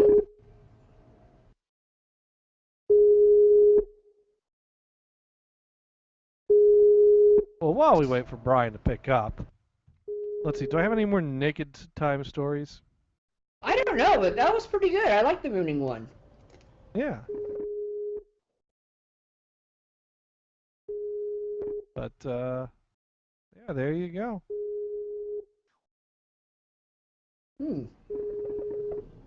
Yeah, I Sometimes saw the it naked just can't underhair. wait till you. Oh no, wait. Was that something that you sent? Who sent me that? Oh yeah, I sent that to you. I thought you were gonna actually watch that one offline, but No, we'll do that online later. okay. Because when I saw it was potty related, I figured that's got to be for the show. Of course. Ooh, Actually, I this can box now. Dennison, how did you get bandwidth? Who gave that to you? Hey, if I got it right now, use it. All right. So here's someone who's not naked, but there is a bit of her to see. Has anyone heard about the real life Jessica Rabbit? I heard about this, but there's one Wait, what? error in this one. There's an error in this? What's that? Yes. Look at her feet. You know Did what? you get rebooted again? No, that time it was all you. Yep. It was all me. All Okay. you. Yep. But we're talking about the real life Jessica Rabbit. Although, you know what? Kristen brought up the same point. If she really wants to look like Jessica Rabbit, she would have to, do some like foot binding. Yep. But I guess everyone's got their limits. Basically, we moved on to a story about this girl who decided she wanted to look like Jessica Rabbit. And so she's had 2 breast enlargements and is getting ready for a 3rd one. She's up to an O cup at this point. Did she put a bear trap in between those? Yeah, I'm thinking For so. her booby trap? A booby trap, yeah, because Jessica Rabbit had a booby trap. Yes. So I think she's got room for a booby trap at this point. And she also does... or a hamster, or a small rodent, or maybe a cat, or... And she wears a corset to shrink her waist down.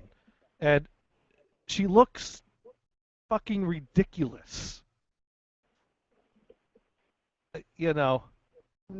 I mean, more power to her. She wants to do this. She's doing this. That's great. But it's like, I don't look at that and think, wow, look at that. I look at that and think, whoa, look at that. Yeah, Now, it's kind of. I did see there are. She's not the only one that's done something like this. No, no. I've seen shows where people actually dress and actually do surgeries to look like Barbie. So, Right, and that's pretty freaky. But this is, I mean, first of all, those are humongous boobs, and she's going to get them enlarged even more.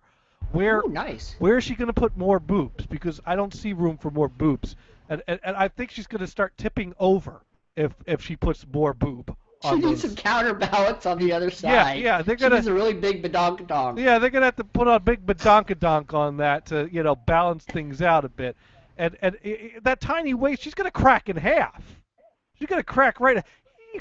That's the. A little titanium backup on that. That's kind of like you got the tree and the ice storm. It gets heavy on top with all the ice on there. It starts to tip over a bit and then crack. That's what's gonna happen here. I'm thinking. But what about that Japanese woman that's had tits so big she actually had to carry him around in a wheelbarrow? Yeah, there's a problem there. Well, that's just showing off. I saw that picture. Yeah, there's a problem there. You can't unsee that either, huh? I haven't seen that yet. But yeah, but you can't unsee it. Is the point? So, are you saying I should not pursue my Google Images search that I've started? I'm thinking that you don't want to see that, really. No, Gators needs to see this. He's doing research. All right, just in case. I'm doing a Google Images search on the term wheelbarrow tits. So let's see what. That's a wheelbarrow with tits on it. Fake tits on a wheelbarrow. Bunch of flowers in the back of a convertible. I don't know what that has to do with wheelbarrow tits. No, that did not bring up. That would be Stan's dad wheeling his balls in a wheelbarrow.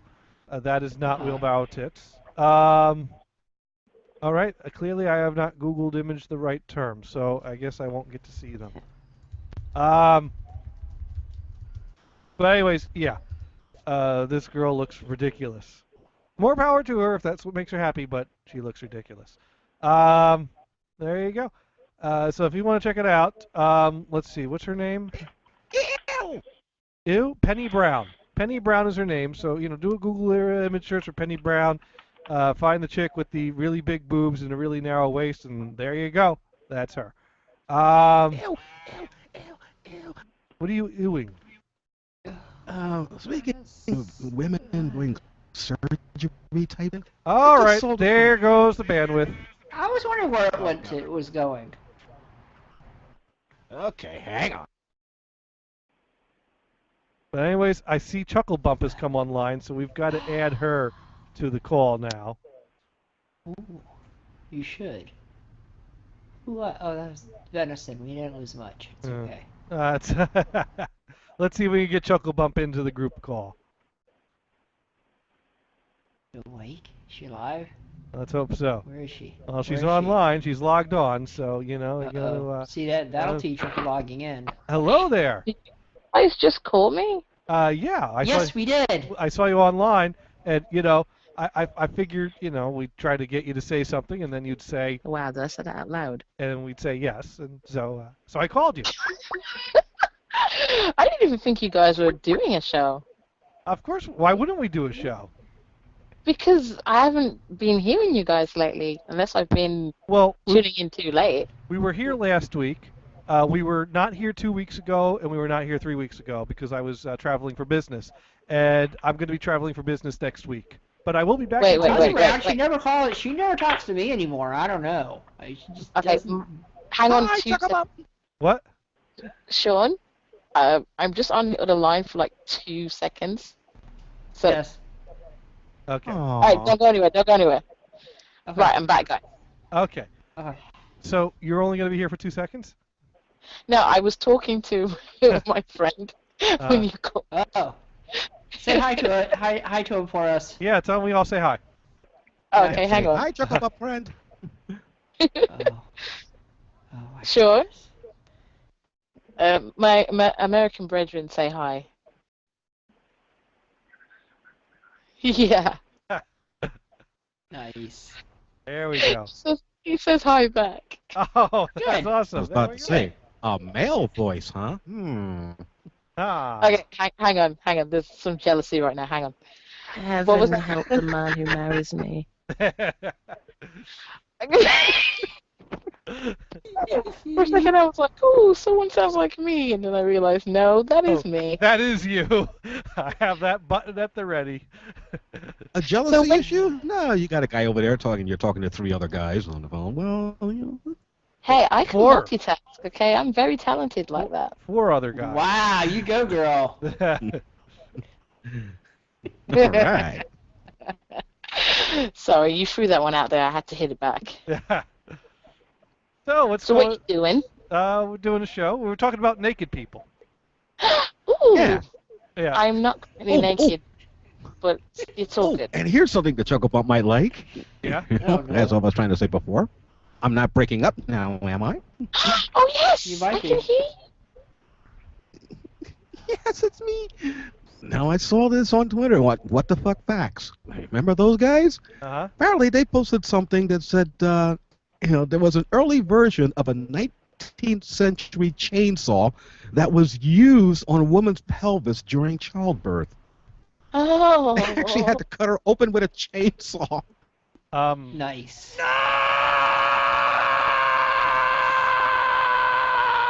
Yeah.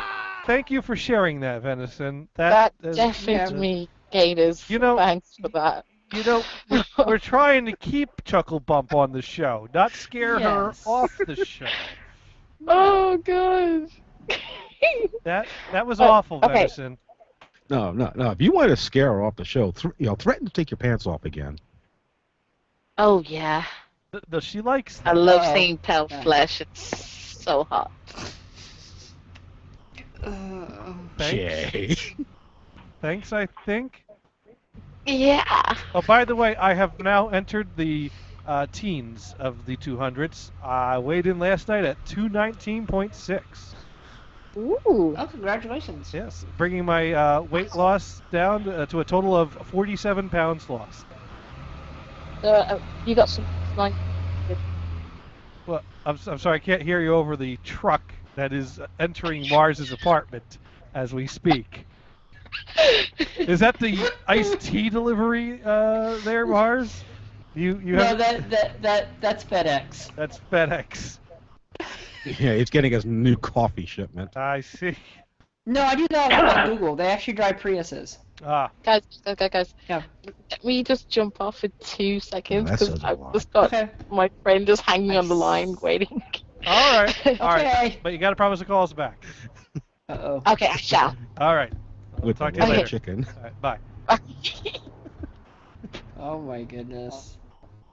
There we go. That was the one and only. Venison, you scared her away. See what you did. The one and only Chuckle Bump, Yes. who was awesome to hang out with live in person in New York City. Great time was had. Yes. All right. So, Yes. where was And I was we? watching Guinea Pig.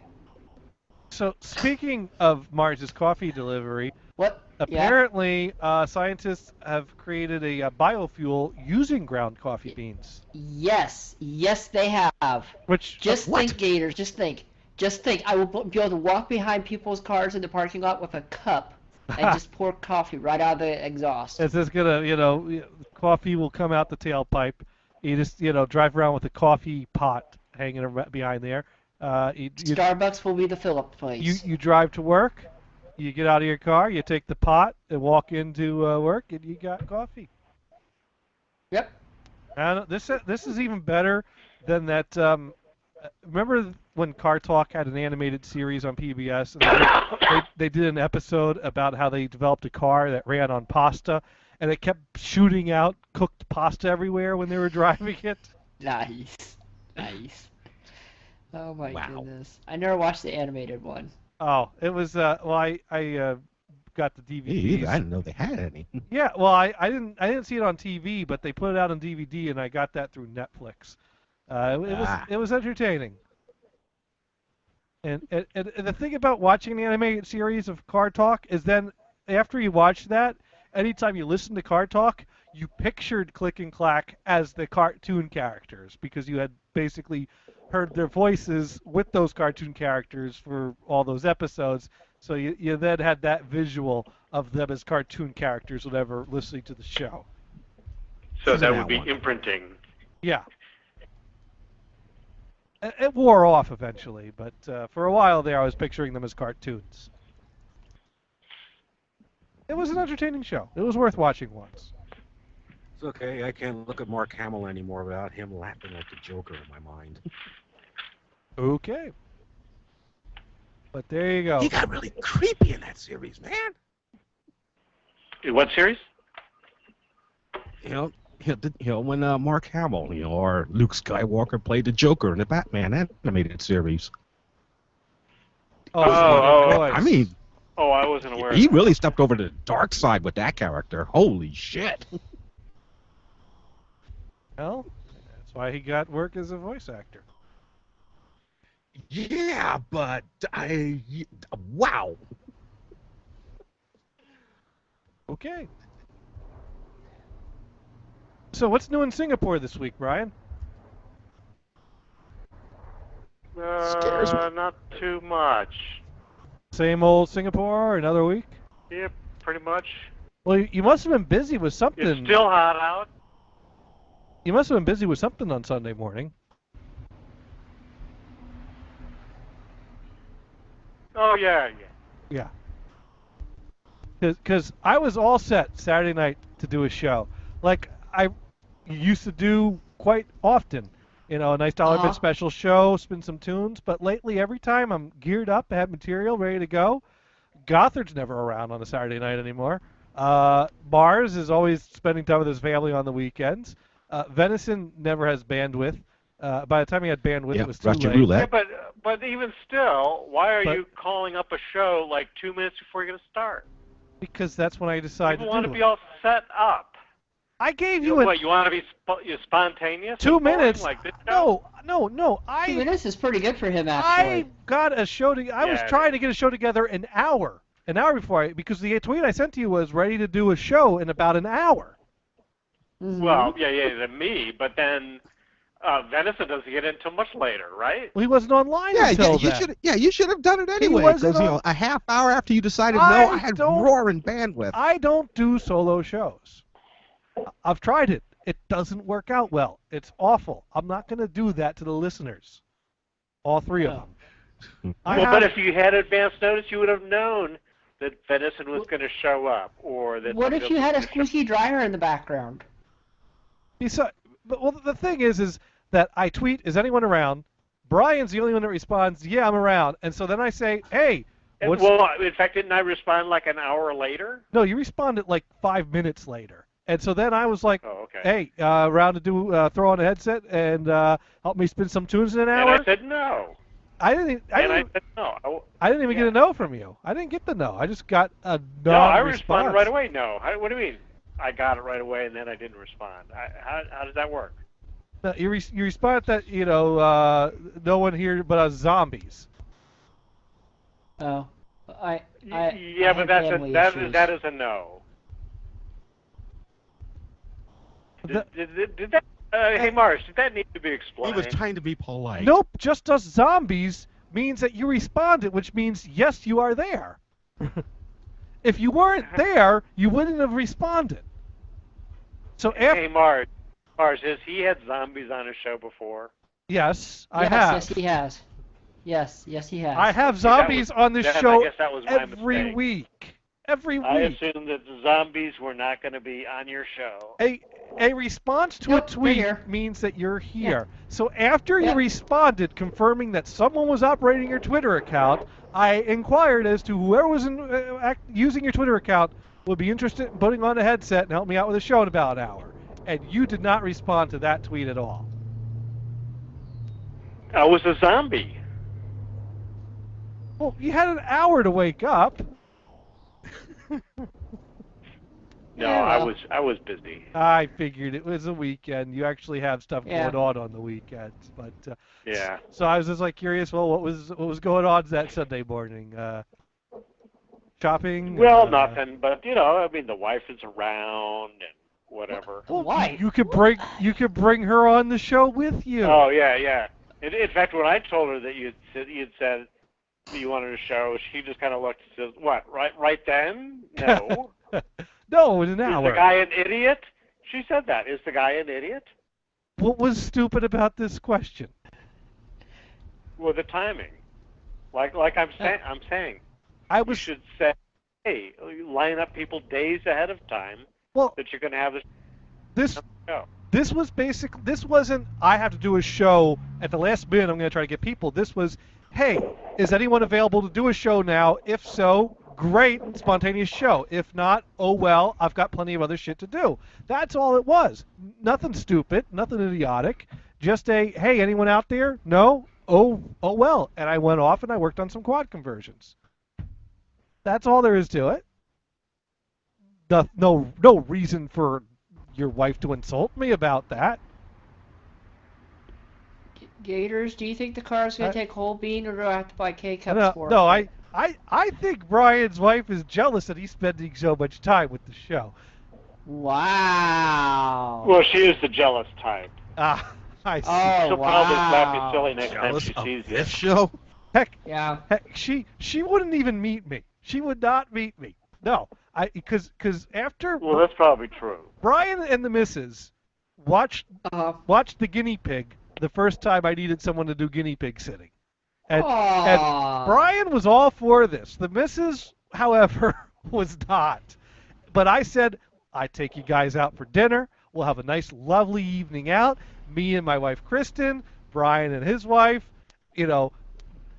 because couples can do things together. And I thought, won't this be awesome? Finally, I have a couple I could go to dinner with, and I could be like I could be like a responsible, mature adult, do the type of thing. Responsible, mature adult. First one evening, I can act like a responsible, mature adult and a couple's friend that I do things with. Can you really act responsible for one evening? Yes, I can. That's a theory, right? That's a theory. And so The thing is, you need the proper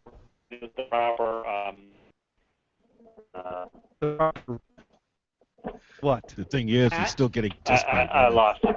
Never mind. You lost the The word. proper hat. He needs a proper hat. I could buy a hat. Ooh. No, Will it be so, green? So Will it be a big green hat? The next year, after the guinea pig sitting took place, I kept going, hey, Brian, what's going on this evening? Or, hey, Brian, what's going on this week? Hey, I owe you that dinner. Hey, how about that? Eventually, after all this badgering, Brian found a time when the missus was out of town and showed... No, she was not coming to a free dinner. No free dinner for her. No, she would have nothing to do with this. That's my theory. She said, no, I'm not going to dinner with that guy. Well, she travels a lot. Well, she's home a lot, too. She's in Thailand right now. How convenient. Now let me pose the question, Brian. Did you ask her if she would attend a dinner with us one evening? Yes. He's on the air right now. Gator's on the air right now. She's in Thailand. We're giving the third degree here. Brian, did you pose the idea of us all going to dinner one evening? Sure. And her response was? She was going out of town on business. But we didn't set a specific time frame. She was going to be there out of town on business then too. So basically, she said, "No, I will not go to dinner with your friend." She wasn't excited about it. She's like, hell no! What are you telling her about me? She only knows about me through you, so she only knows what you're telling her. So what are you telling her about? Has she been secretly listening to the broadcast? Have you ever met her? I forget. No, I couldn't even come to the house to pick up the guinea pig. We had to meet at undisclosed location. I was gonna pick up the guinea pig, but the day I was back from vacation, you showed up to work that morning, bringing in the cage. Oh, guinea pig have to go to work with you. Guinea It was pig bring got guinea to pig spend the work day in the Yeah, office it because was bring your guinea pig to work day. That's Thank goodness. adorable. because Mrs. She Bryan moved was you not around going to the spend house. one more moment with this pig. No, he actually tried to save you some gas and say, you know what, I might as well bring the guinea pig with me because I want to see him during the day. So here you go. No. See, he was trying to help. And then when we were gonna, no, I have never met her. For all I know, she doesn't even really exist. What? She exists. She exists. She's my imaginary friend. She's your imaginary. You moved. She exists for the disc. Which makes the move to Singapore that much more puzzling. No, he moved to Singapore to get away from you, Gators. That's why. So yes, that is. I have never met her, and I suspect she doesn't care for me all that much based on whatever you've been telling her about me. I don't. Yeah. Oh. Oh Well. You know, it's just how it is. It's a sad life. It's a sad. Wait, for Wait, Gator's life is sad. For who? For who? You? No, not for the Lord. Wait. A sad life. Swing low. A sad life for who? chariot. You or me? Coming to take me home. Swing low. To do a Shatner style reading, huh? Or Shatner. Which Shatner should we do? Nimoy. Wait, you trying to change the topic now? What did we talk about? Shatner? What about Shatner? We're talking chanting. about coffee. We're chanting. We're chanting swing low, sweet cherry. Okay. Coming, taking me home. That actually sounds more like Jar Jar, I think. No, nothing sounds like Jar Jar. No Jar. My impersonation sucks. My impersonation sucks, so yeah. it could sound like it. Okay. Actually, it's De Niro, right? Fuck, how did he get that? I'd rather hear Pesci myself, but. Joe Pesci? So Yeah, he's better. So anyways, I've learned. I could do Joe Pesci?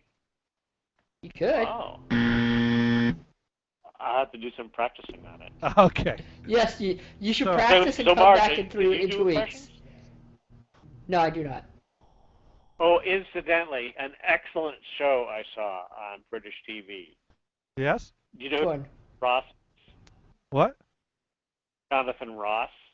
No, not familiar with. I've heard Jonathan Ross. Yeah, he was on Top Gear, wasn't he? On Top a couple of times. Yes, he was on Top Gear. Yeah. Yeah, with the leather. I mean, he's a crazy guy. Right? I think Hammond has a thing for him. Oh, I think Jeremy has a thing for him. But that's beside the point. That too. Anyway, so he's hosting this show because he's a chat show guy. It's called Let's Fool Penn and Teller. You can't do it. Penn and Oh, I've seen that office. show. That was a series where they try to fool Penn and Teller with a magic trick. Yes. Really? I watched every episode of that. It's awesome. Yeah.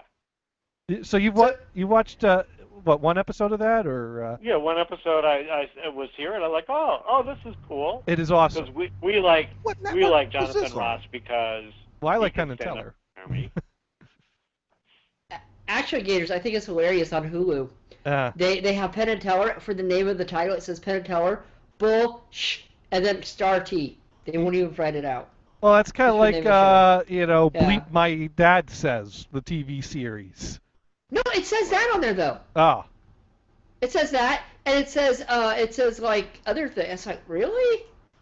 Why do you bleep out shit? I don't know, but that was another good series. Penn and Teller does great stuff. I do like Penn and Bullshit's Teller. pretty Bullshit good. was a great Bullshit's pretty series. good. Yeah. I mean, just their humor in it, even if you didn't agree with everything they said. The episode they played, by the way, there was this one guy. I thought it was the coolest thing.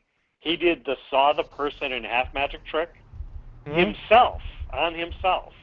Of course, he didn't saw himself in half. Instead, he shrunk the box, so he turned into from a 6-foot person to a 2-foot person. Oh. It was a very good trick. I don't think he fooled Penn and Teller with the trick, but the trick was cool. What's really funny is that Teller is the one that usually figures out the trick. So, Teller has to kind of like whisper things to Penn, and Penn Yeah, exactly, or Teller shows a drawing on a sketch to the person, and he's like, yeah, you got it. They don't always give it away. In this one episode, there were two guys, actually, that had them a little bit befuddled. Oh, yeah. It was kind of cool. Like I said, I've watched every episode, so I have seen that they do get befuddled every now and then. And it is like there was talking to, I don't know. I watched all the episodes, and I don't remember the one you were talking about though. So now I'm looking to see, have I missed an episode? But it looks like they've only done 8 episodes, and I've watched all those. I don't see anything about another series, so maybe I just don't remember that one. Oh well. Oh, you'd remember this guy putting himself in the box. You would remember that because it's so unique. I've never seen that before. Well, that's a cool idea. I can remember the dumbest. I think apparently the guy couldn't get some chick to be an assistant. He hates chicks or something. You know what? So he says, "Well, I'll do it myself." I remember the dumbest trick I saw on this show. The dumbest trick was they start by they have a bowl of random numbers. They pull a number out and call it out because everyone's got a number in the audience. This guy comes out from the audience, goes up on the stage, and the magician is backstage on this TV screen asking the guy to answer certain questions. And the guy answers the question, and the magician behind the stage guesses it right. And then at the end of the trick, the guy that's up on stage takes off the rubber mask and reveals himself to be the magician. Ba, ba, ba. Which ruins the whole trick, actually.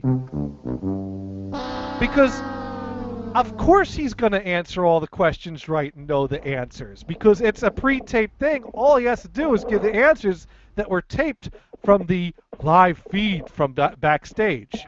The only thing that was kind of tricky about the whole thing was that he was supposedly randomly picked from the audience.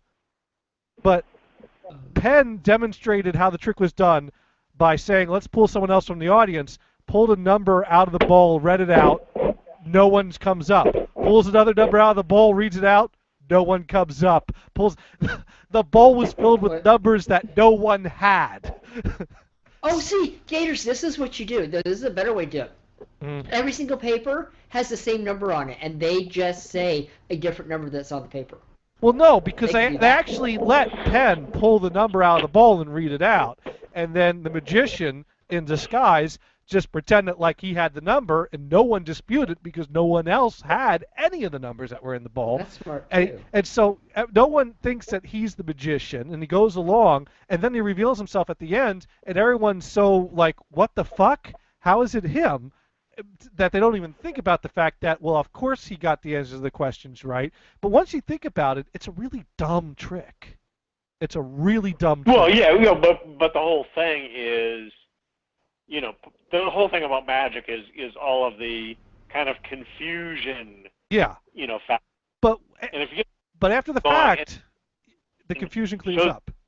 Like, wow, that's fucking amazing, because my brain was twisted in a completely different direction. Right. I mean, you didn't expect the reveal at the end, but the reveal completely undid everything that was done up to that point.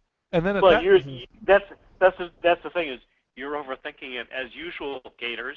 That's what you like to do. I'm not over. I don't think I'm the only one that would be like, "What the fuck? That was stupid." I don't think so. It was a dumb trick. Overthinking it. Whatever. What? Wait, were you the one that performed this trick? Are you offended that I thought this was a dumb trick? No. I didn't actually see the trick. Now the best trick was the guy that was dressed up as a dragon. A dragon? Yeah, there was a guy dressed up as a dragon. I forget the trick, but the performance was great of it because he's dressed as a dragon and shooting fire every now and then, and it was nice. Kind of weird. Now, in this case, you're not thinking far enough. Whatever. Just giving you shit. Well, of course you are. That's what you do. Well, you're getting back at me for all the shit I just gave you, so it's all fair. That's right. That's right. It's all fair. I gave you a ton of shit, so it's only fair that I take it back. All right, we're even now, right? We're even now. Yes, we are even. But Gators, you didn't answer my question. Do you think the car that has coffee, do you think it takes whole bean, or do you think you have to stick a K-cup in it? I'm not sure. I think I think it's made from coffee, but you have to have a liquid made. But Chuckle Bump is back on the line. Because of regulations, they have to use decaf. So I don't know how long I can stay, but I'm back. Awesome. We were talking about Penn and Teller. Again? Well, Brian brought them up this time. Again? I know. No, because Brian saw an Why do you love episode. those guys so Brian much? saw an episode of that, Fool Us show, which was great. And I'm sure it was, but again, why? Well, why we talking about them? that's what Gators is into, is Penn and Teller. So that's why I would bring it up. It's like, oh, here's something about Penn and Teller. Hey, guess what? Here's something about Penn and Teller. Oh, hey, look, Teller. Oh, it keeps coming up. Okay, all right. I don't understand. Why are you into them? They're funny. Are they? Yes. Are they? Don't worry, I don't see the connection either. All right, Chuckle Bump. What has not impressed you about them? It's your show. If you like them, then I'm just saying that's what we were talking about because Brian brought up the topic. That's it. It's not like it's fine. Do not let me interrupt. All right. And I brought it up because Gators is into Penn and Teller. All right, let's talk about Spider-Man and potholes, okay? Oh, think of something about Penn and Teller. That'd be cool. All right, I'm changing the topic. No more Penn and Teller. I'm sorry. Later. All right. Apparently, Spider-Man is protesting the potholes in Virginia Beach. Oh no. Yes. What better way to spend your day off than standing on a corner dressed as Spider-Man protesting potholes? That's what Scott Love did today at Northampton Boulevard and Baker Road in Virginia Beach. He held signs. One read, "Good beaches, great food, awesome potholes." Another said, "Say no to potholes." When is this news story? When is this news story? June 11th. Yeah. June 11th? Yeah. Because also there was a children's hospital where the window washers were dressed up as various heroes, including Spider-Man. Oh. And the kids went nuts. Yeah. Well, Spider-Man gets around. Yeah. Well, that webbing he shoots. You keep doing it. So anyways, yeah. So Spider-Man was out in Virginia Beach protesting the potholes. You know? Oh. I guess all the supervillains are locked up, so now he's, working his way down to the simpler stuff. Like potholes. What's fixing the city one pothole at a time? Exactly. Someone's got to do it. What are these superheroes to do but to fix our potholes? Yeah. Lots of, Am I missing something here? Get all the villains. Am I missing something here? Do I need to be watching Twitter? Usually when you're all laughing at something that's not that funny, it means there's some other conversation going on that I'm not involved in. I'm sorry. What are you apologizing for, Chuckle Bump? I don't. I was trying to keep it inside. What? That's what I said. Hey, you watch your mouth there. All right, Mars. What? Why don't you share with the class what's going on here? I'm drinking coffee. What else is going on? Nothing. I heard a lot of thumping on your keyboard a little bit ago. That was me typing a notepad about certain items for later. No, I don't think that. I don't think it was a notepad. It was a notepad. All right, Chuckle Bump. You wouldn't withhold information from me, would you? I've met you in person. We've bonded. We've spent time together. Wow! I see. We've spent time together in museums. That is a sacred bond. Mm-hmm. So now what is going on here? Nothing. Then what's so funny about potholes? Nothing. Please forgive me and No. continue. I'm not looking. I mean, after all, you are a chuckle bump, right? That's what you do, right? You chuckle. Yes. Yes, I chuckle. Yes. Yes. Yes. What is going on? Come on, someone spill I'm the drinking beans here. coffee. No, you're not. Well, I So have to That go would be a now. shame if you is spill this coffee Keurig? beans. It's none of your business. It's between us. Mars, is that a Keurig machine you got? Oh, hell no. I grind my own beans. Oh, What the hell? I'm sorry, what? He grinds his What own do you- Hell what do you no, I got? grind my own beans. Yeah. Oh, you do your own beans. Keurig. Yeah. Yeah, of course. Yeah, I like it. Where do you get your beans from? Beans. Many different sources. Right now this is Phil's from Whole Foods, but it's not bad. Usually I buy it from Eon or independent place, but you know. Oh, you're grinding Phil's beans? Oh, baby. Now, have you tried any? Death Wish. I have not. I don't think Google Shopping Express sends me that. Oh, well, you got to order it from deathwish.com. But Google gives me 6 months of free shipping. Death And Wish.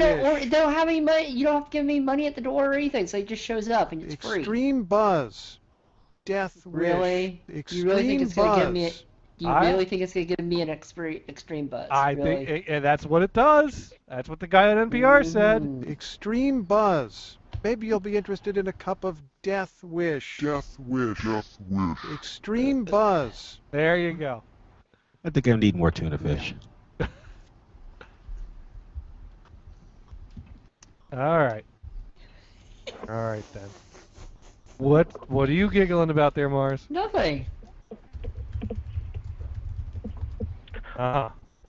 Likely story.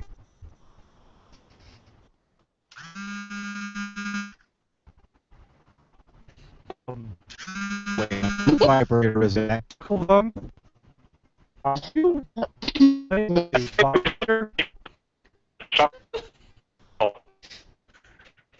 I realized this was the kind of show we're talking about. What do you mean? Do you need me to keep going? Are you almost done? I mean, What? we heard a Wow, buzzing. what are you and Mars talking about? We heard a buzzing sound come from your end of the conversation. Which, yeah, there you go. We hear your vibrator. It's my mobile phone that I'm using. Damn, Mars, I didn't think you had it in you. Why don't you share the message that's coming through?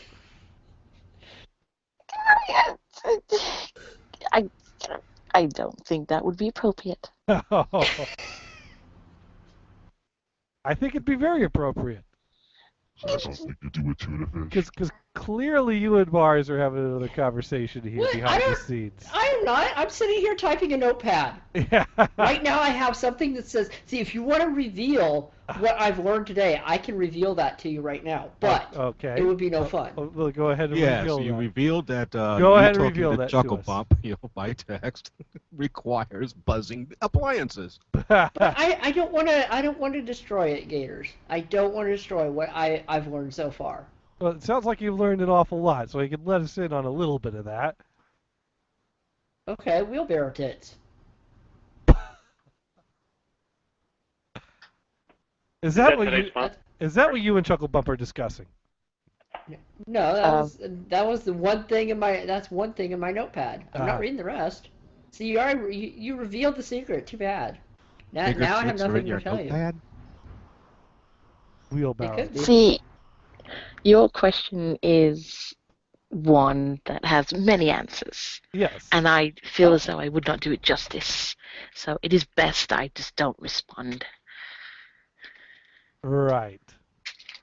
Right. Oh, right. Well, in that case, then, I think I need some more coffee. You need coffee? Yeah, I'm going to go get some more coffee, and we're going to spin a tune while I get some coffee. because I think everyone wants to hear our favorite new song from Damon F. Oh, F. Damon? F. Damon, yes. We want to hear the F. Damon song because he demands his respect. He doesn't earn respect, he demands it. And It's actually a cool song. we all, because his song is cool, we are all now obligated to give him that respect. Unfortunately, my computer doesn't seem to respect my search for the song, so we might be Please listening. check it on your desktop. And he hasn't called in yet. Oh, I don't know. He might be dead in the middle of a road somewhere. Oh, wow. Because Killian's his dog done his job. decided, okay, let's get in front of a big truck. Yeah, the dog has twice stopped moving in the middle of traffic. So I'm thinking third time's the charm on that. Nice. But there we go. I found the file. So here is Damon F. with a song dedicated to his dog, demanding respect. Cool.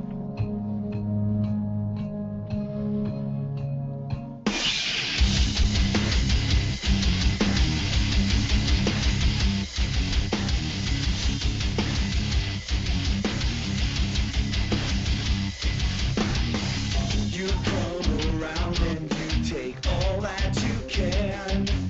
And when there's nothing left, you bury me in the sand. I give all of me till there's only a shell. I cannot wait until you're burning in hell. I'm not your running joke. I'm not your comic relief. I'm not the target for you to ease your own dream.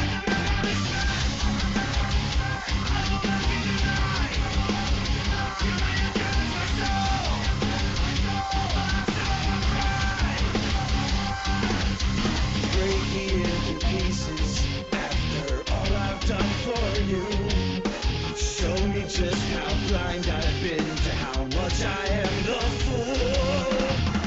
I may not have the means to exact my own revenge, but karma's a bitch on wheels and I'll be laughing in the end.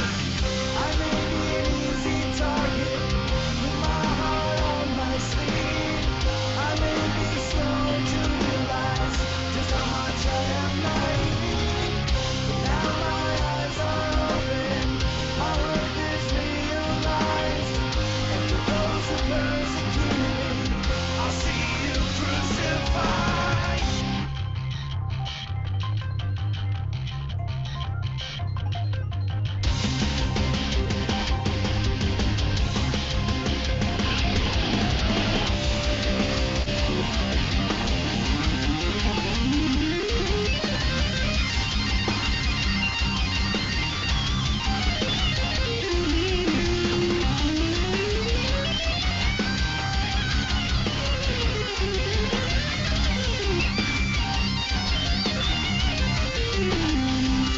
It's time to take my pound of flesh to rise above you all. To show you what you're missing as I smash my prison wall.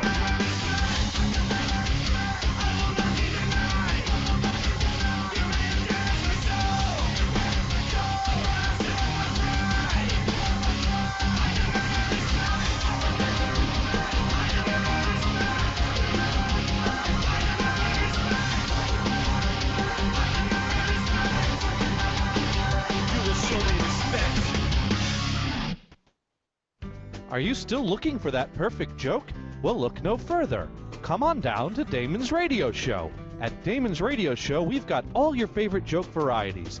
We've got everything from Angry Blind Man to whale dildos. All available in a wide variety of shapes and sizes. All lame-proof to provide added protection from cheap forged puns or unexpected unfunny callers. And here at Damon's Radio Show, there's lots of fun for the whole family. Come on by and spend a day browsing for that perfect joke and then enjoy a cold mug of Stone Smoke Porter. And spend an evening with us admiring the beautiful starlit sky looking for UFOs. So if it's a funny joke and family fun you're looking for, Come on by to Damon's Radio Show. Pick out a joke and enjoy some UFO spotting today. Damon's Radio Show, located in lovely Fords, New Jersey, right at the corner of Route 1 and 27. Just a stone's throw from Cabo San Conti Lake.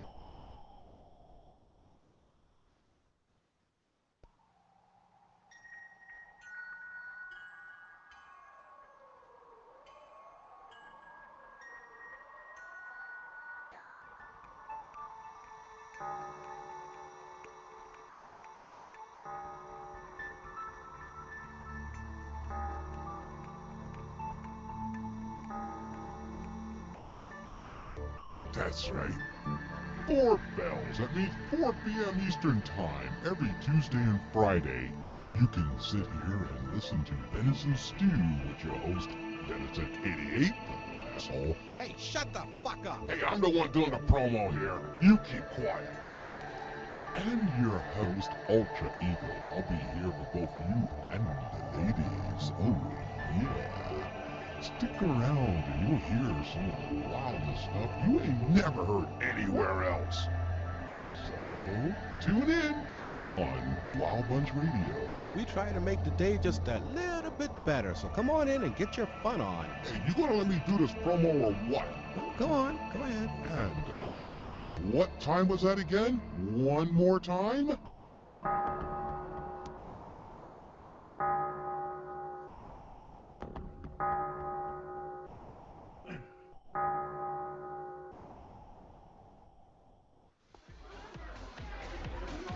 Yo, this is Dune from the Dune and Bob Show. You're probably wondering what all this racket is in the background. Well, with the way the gas prices and the economics have been lately, and basically everything else Obama has done to us, I've had to take on a second job. Shh, don't tell anybody, but I'm a nighttime DJ at a club. Hey, hang on a second. No, hey, look at the sign. It says absolutely no requests. Leave the DJ alone. Yes. Thank you. No, I am hang on, let me get my card. I am constructing a mix out of songs to create a vibe/journey/musical experience outside the catering to an individual's desire to hear my song, if you know what I mean.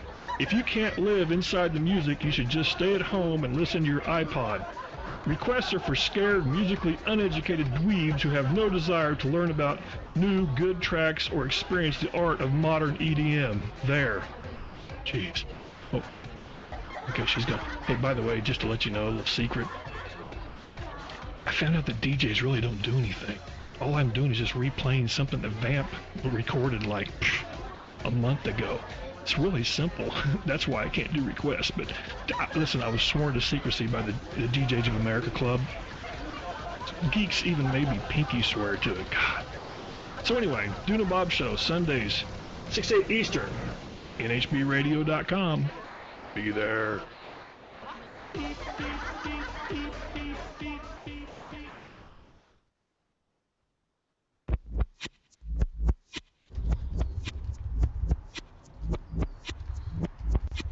Oh yeah, we're back. Back in the house here. Hey, hey. Hey, hey. Hey, hey. Hey. Hey. You should play that backwards. It probably sounds better. I think it sounds fine forwards. But we are back here with the Suburban Homeboys. Uh-huh. And we lost Chuckle Bump. Yeah, she had to go to work. Isn't it like 3 in the morning there or something like that? I don't know, she's doing graveyard shift. That's what she said. She said I have to leave because I gotta do some work. I'm like, okay. Ah. Working on her sleeping, I'm thinking. But hey, Brian is still on the line. Well, if she was smart, then yeah, but... We do still have Brian on the line, right? Brian, is Brian there? Yep, I'm here. He's... Yeah, oh. There we go. Okay. No, but I had to I had to store an off-site backup for someone of this. Because... what is this? The Atomic Dog. Oh. Is Venison not in the room anymore? Wow, wow, wow. Oh, he hasn't been on TV Talk in a while. He's on Skype. Oh, there he is. Well, yeah, because Hulu has a advertisement for like dog Chew. Oh. Is that what they play during this? Yes. We got a 'cause caller I on the wonder what that line dot thing here. was for. Hello there. Yo, what's up? Hey, who we have on the line? I was talking to my girl, man. Is- Talking to the bump. You busting on me, man. What is this? I ain't busting on no one. Hey, if man, anything, I'm the one being busted on here, I think. I like this, man. You like this? Trying to talk to my girl there. Oh, hey, what man. are you like playing, man? What are you playing? Well, that'd be some George Clinton that we'd be playing. No, man, shut that off. Yeah. Shut that off. Shut it off? Let me show you how we do it. Okay. What? Yo, DJ, spin that shit. Yo. Zippy D in the house, yo. Gonna kick it. About to bump. Going name is a bump. She's doing lump. You gotta get it out of the slump. Say yo, chugga, yo, chugga. Yo, chugga, yo, You know you want some. You know I got some. Chugga,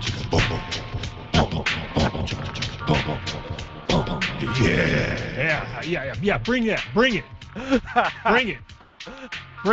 Come on. I can't bring anything more to that. It's all been brought. Nice. Bring it. That's about as much Nice. as we can bring right here. Shit. That's Gotta talent you can't get anywhere. I gotta get, man. Got shit to do. Peach, yo. Awesome. See ya. That was Chuckle Bump's man. And Dang, that was great. as usual, complete with appropriate profile picture in the Skype call. And he was, he's the one that caused the vibrator to go off. That's what I'm thinking. I'm thinking that was the guy who was setting off Chuckle Bump's vibrator. That was easily the most awesome call of the night. He hasn't had a battery in that phone for years. I hope you recorded that. I guess it is recorded. It needs to be in of course, automation or something. that's going in automation for sure. Yeah. That. Well, now we can bring this back up. But yeah, Hulu has been advertising dog chew treats of some sort. And, Yeah, I noticed that. I didn't know they were playing this in the background. and this is playing in the background every time. So it's like, damn it, I gotta download that now. I mean, I gotta obtain a legal licensed copy of that now. Oh, now you see that? They're cheapening the song. What? No, it's dog treats. Venison, you probably like them. Yeah. Yeah. They're bacon, aren't they? Is that the bacon commercial? Is that the bacon commercial? I don't know. I'm paying attention. All I'm paying attention is to the bow wow wow in the background. You know, I'm like, yeah. Don't care what you're advertising, but that's a good song. And I don't have a dog, so I'm not gonna buy anything anyways. And we got Dune on the line. Hey, man, what's up? Hey, I think Chuckle Bump's dating one of your relatives. Uh-oh. Do you have a relative that's mediocre at rapping? Lame ass rapper dude. Some He's lame like ass 80 or rapper? something like Yeah, that. yeah. Yeah, dude watched like 8 Mile one time, and that's the only song he ever plays. He likes to bring it. He likes to bring it. That one from 8 Mile, yeah. Yeah, bring it. I think they're singing each other. I'm not sure. Now, you know, I don't like Eminem, but I did like 8 Mile. And you know why I liked 8 Mile? Because Eminem gets the shit kicked out of him in that movie. Sounds good to me. I was I there thought like, you were gonna say because his mom was hot. Punch him, hit him. Yeah, that was. That's what I thought you were gonna say. Hot mom. Well, that was nice too, but Eminem Yeah. getting the shit kicked out of him made that movie worth it. I mean, he did a girl in some nasty like manufacturing place or something. I didn't watch the whole movie. I watched bits and pieces, but I happened to catch the piece where he was getting the shit beat out of him, and I'm like, yeah, let's rewind that thing right there. There we That's a good point. hit him. So what's up, dudes? What's up, dudes? Oh, not much. Just hey, You're playing some good stuff there, man. You're turning it down. That was the 5 hit you were playing. Right there. That is the 5 hit right there. That's the stuff. Oh yeah. And thanks for the shirt. You did. Ah, cool. You got the shirt. I haven't. You- Yeah, I didn't check the. I've been walking around the house doing stuff, so I've been listening through the earbuds, and I didn't have the video going. Yeah, Woot had a 1 month head start on you, and you beat Woot. Wow. Yeah. And That's Woot, pretty sad. And Woot are professional shirt shippers. So. I'll tell you what would be funny is his neighbor showed up with the same shirt one day. I mean, all I had to do is yeah, that's true. I was gonna say I ended up having to go to, deal with the lady, which I kind of feel sorry for the people sort of sometimes that work at the post office because just the spiel they have to go through. Because every person that goes up there to mail something, they have to go, this, that, Liquid, explodable, perfume, perishable. They never say like potato salad though. They all throw that in there. No, perishable. Well, potato salad would fall under perishable. Yeah, but I mean, just to be specific. Yeah. Yeah, they have to go through the whole spiel and say no. No, it's macaroni salad, but not potato salad. It's just a shirt. Yeah, it's just a shirt. You might know him, Johnny from Suburban Home. Yeah, you know. Know that guy? Yeah. Yeah, that's it. Hey, by the way, I did notice I was looking at the stats for NHB. We just can't break 300 for some reason. You ever notice that? No. We're like hanging right there at the balance, and we somebody out there actually unliked us. Oh. What? So I don't know who you are, but we're gonna not do anything because I'm gonna blame Damon. I'm gonna say Damon unliked us. You know what? That could be very possible. I never thought about that. Anyways, as you get caught up in messages, Vasquez43 says, "Hey, smiley." Yo. Dune writes in, so he bought the whole studio needs a copy of your ID thing. Priceless. Yeah, you're talking about the driver's license. I thought that was a great thing to throw that story in there about how you made it sound like the place needed a copy for his. That's good. No, they legitimately did ask me to do that. Oh, really? You yeah. were just creeping. Oh, you're just creeping. If the studio didn't need a copy of his ID, do you think they would have bought my story? The only reason they bought my story was because Philip Glass was like, "Oh yeah, that is right. I do have a new license, and I do need that on file." Otherwise, he would have been like, "Who's this crazy ass guy at my door?" Yeah. Send him away. Well, you should have seen how far you could have taken it, though. Last four social, mother's maiden name. Well, I wanted to, mind you, this was the internship that was going to lead to my lucrative career in the music industry. It probably wouldn't be a good moment in your career to do something. I wasn't going to blow it over a driver's license photocopy. By the way, cool. I how'd didn't that realize work out for you, Gator? It didn't. Getting to meet what's his name though sounds pretty cool. David Bowie. Well, yeah, it was cool. Yeah, that's cool. That was cool. That was cool. And Tony Visconti. Tony Visconti actually remembered my name. The sad thing is, what my claim to fame is for meeting an important star or whatever you want to call it. Okay. Kirstie Alley. Oh, that's not too bad. That's it.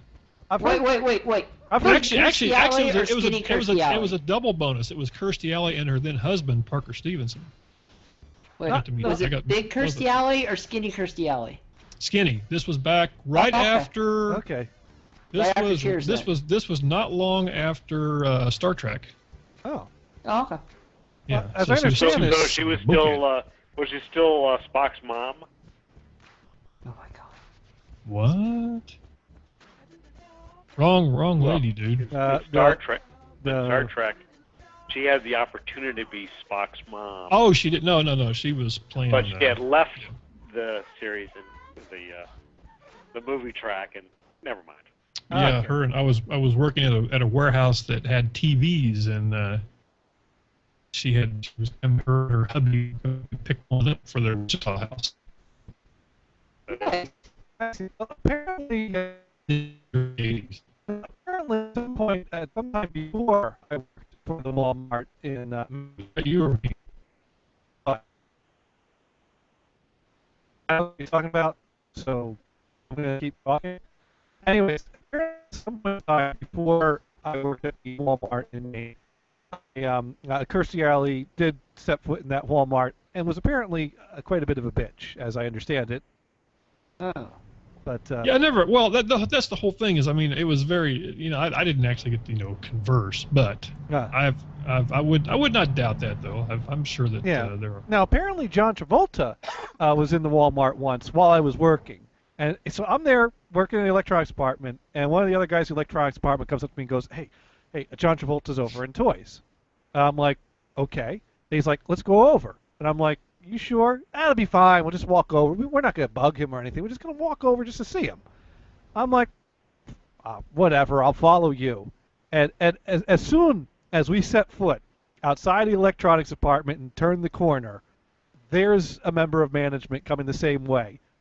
And he knows what's going on, and I know he knows what's going on.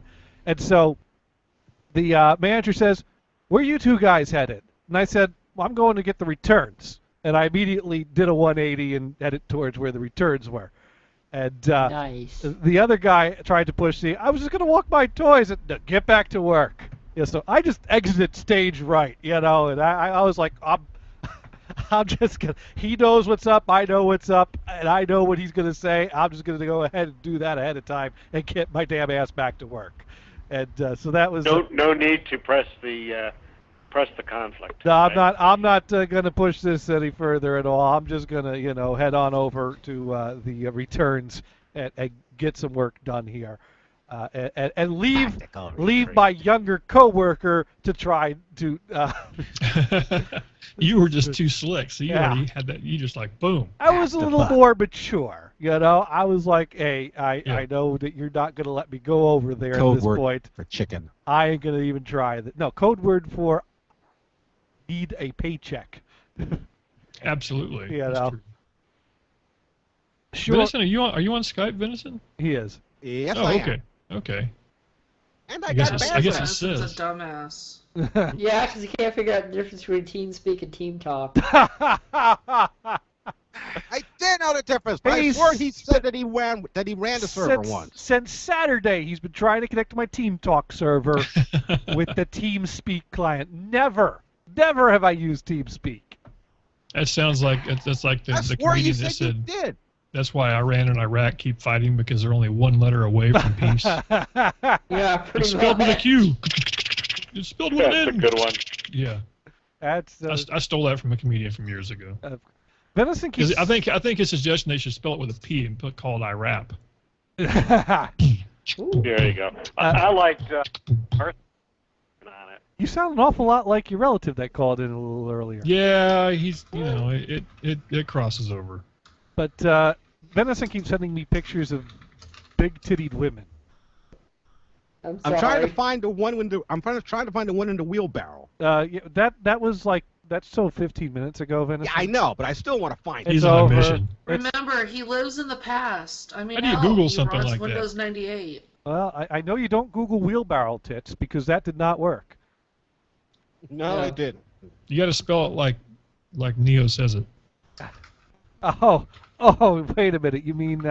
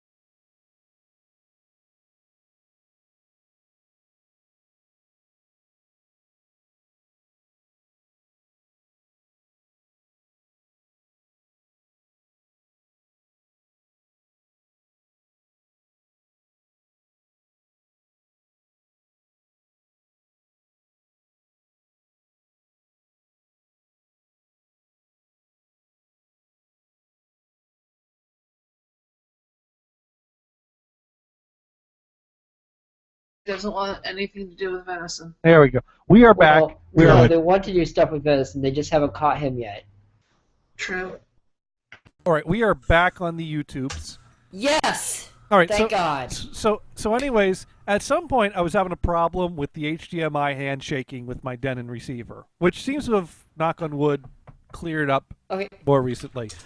But for a while, this is the one thing that everybody in home theater says is the worst thing in the world is HDCP. You're not the only one on that one. Yeah. Well, yeah. Well, no, HDCP is their copy protection, which makes it do the handshake like that. Yeah, and it is. That's the reason. It is a real bitch. The concept of HDMI is great, but when they add that copy protection in there, which it's like, does it even really keep you from copying anything?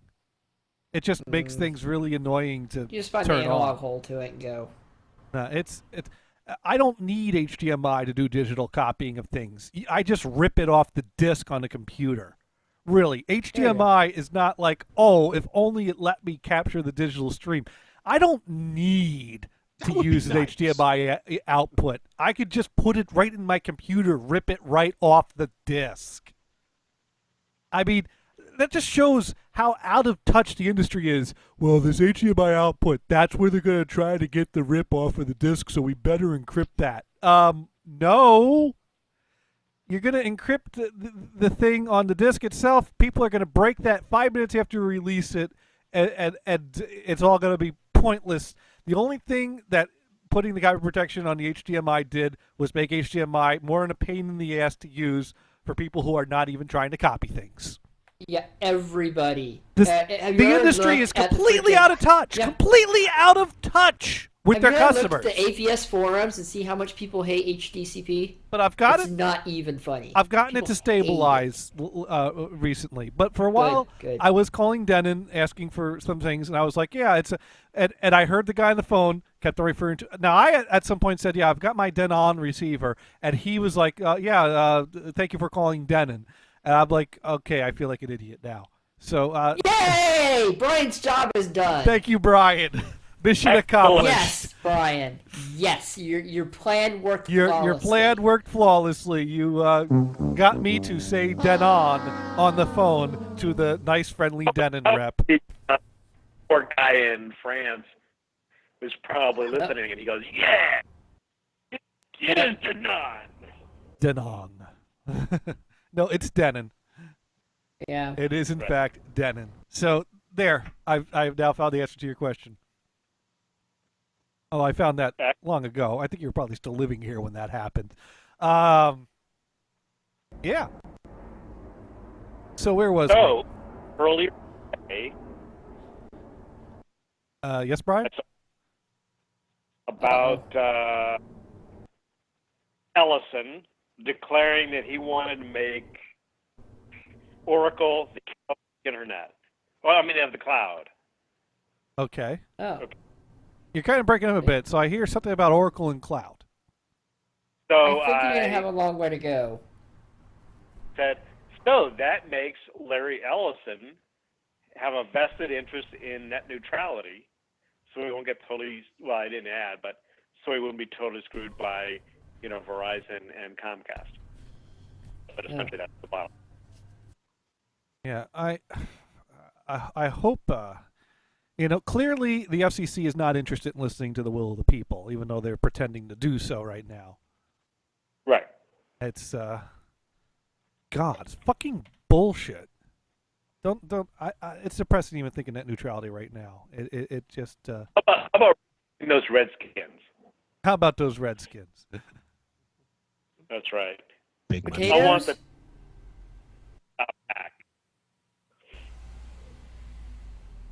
back. So you want what? The tomahawk chop. I want that back. The tomahawk chop. Yeah. I don't know. Whatever. They're gonna change the name. Year from now, no one's gonna be caring about this. Whatever. Well, it's just another distraction. It's like, how can we distract the people from a real issue like net neutrality, which they're going to be totally fucked away? Oh, that's what you said. So this is just a distraction. Ah, yes, it's the Mexicans. It's a horrible name. 1 out of 10 Native Americans are offended. Yeah. Yeah, it's all bullshit in the end. I really don't care. Change it, don't change it, whatever. But I think the real issue is, should you hover or should you cover the toilet seat? I don't know. Hover or cover? That is the issue. What do you think? Well, Hover or cover the toilet seat? Be safe. Do both. Well, we have a video presentation here, courtesy of YouTube, and let me just turn on my screen share of it, and this should hopefully offer some insight into this very important issue. Yes. So let's see what we got here. Sometimes it just can't wait till you get home. But with the questionable sanitary state of public bathrooms, one has to wonder, should you hover above or cover the seat with toilet paper? Now, I just got to point out for the people listening to the audio streams right now, this guy just drew a toilet and covered the toilet with a large amount of brown marks. And I have to say, if I set foot into a stall and I saw this toilet, I don't care how bad I have to go. Hovering, covering, those are not options on the table right now. Can you do projectile from across the room, Gators? I am looking for another toilet. Is what I will. Yeah, just pour it out a loaf. I will use a squat toilet before I touch this thing. Is what's happening here. This is.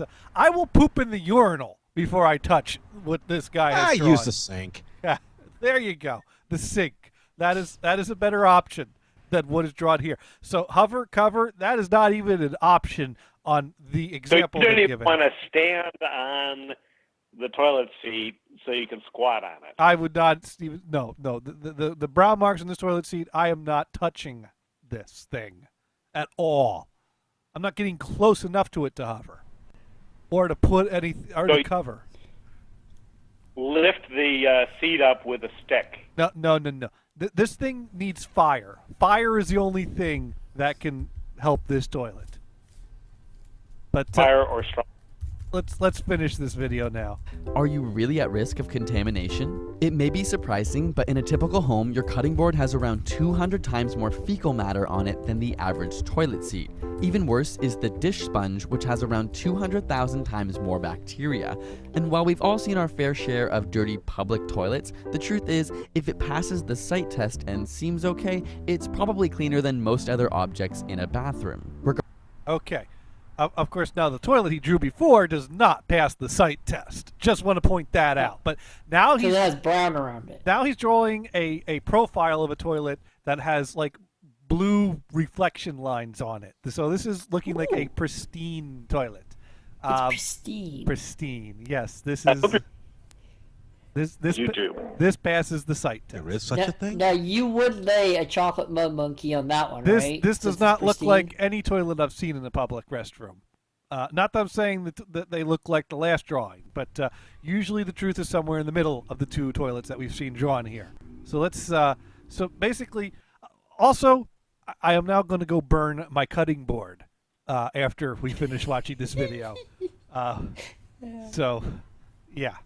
Regardless, your skin is designed as an excellent barrier to microorganisms. Even though some bacteria such as E. coli can survive on a toilet seat indefinitely, if you don't have an open sore near it or there isn't something foreign or sharp on the seat, the bacteria isn't likely to get inside your body. And while placing a layer of clean paper on the seat may reduce your contact with germs, it's worth considering a few things. First, the species of bacteria typically found on toilet seats are common skin microbes that most people already carry, meaning they pose little threat unless you're immunocompromised. And secondly, chances are microorganisms are already over everything in the bathroom. Seriously, simply flushing a toilet creates aerosolized bacteria, meaning that toilet paper itself is likely contaminated. The risk of infection comes most frequently from improper hand washing, followed by touching your mouth, eyes, or other bodily openings. If you're that worried about germs and insist on wasting... Now, I'd like to point out we now are showing a picture of a person holding up her hand, which has brown stuff on it. Yes, you do need to wash your hands when you're done, but if your hands look like this when you're done, you're doing it wrong. Now, Gators, remember, the poop is on the toilet paper before you even use it now. Microscopic traces. Micro poop. Well, see, this is why at your home you should always close the lid before you flush the toilet. Supposedly. Because you keep your toothbrush in that room. Uh-huh. All right, let's continue on. Wasting toilet paper for your tush, you should probably be in a biohazard suit because either way, you're being exposed. On the other hand, hovering over the toilet is a perfect alternative if you're grossed out and gets a little workout in there as well. Otherwise, sit with confidence, wash your hands, and when you're done, waltz over to that door and touch the handle that everybody else who didn't wash their hands touched too. Thanks to Audible.com for giving you a free audiobook of your choice at audible.com/ASA. All right, so maybe we should be keeping the sinks outside of the bathroom, is I think what this video is saying, so that you can wash your hands. What it's saying is the door should be a push door that you can use with your elbow and not your hands. All right, so from now on, I am using my elbow on that door. Yes. That is what I have learned today. Yes. Yes. We work with that was in the payroll department. Uh-huh. Apparently, she was. Well, she had some bathroom etiquette that included, opening the door with a piece of paper towel. With a piece of cloth? Yes. Brian, are you still there? Cough killed his connection. Oh. No, I muted it so you guys wouldn't have to hear my hacking. My death throw. I see. Yes. So she had an etiquette that involved. Yeah. What? But the company would.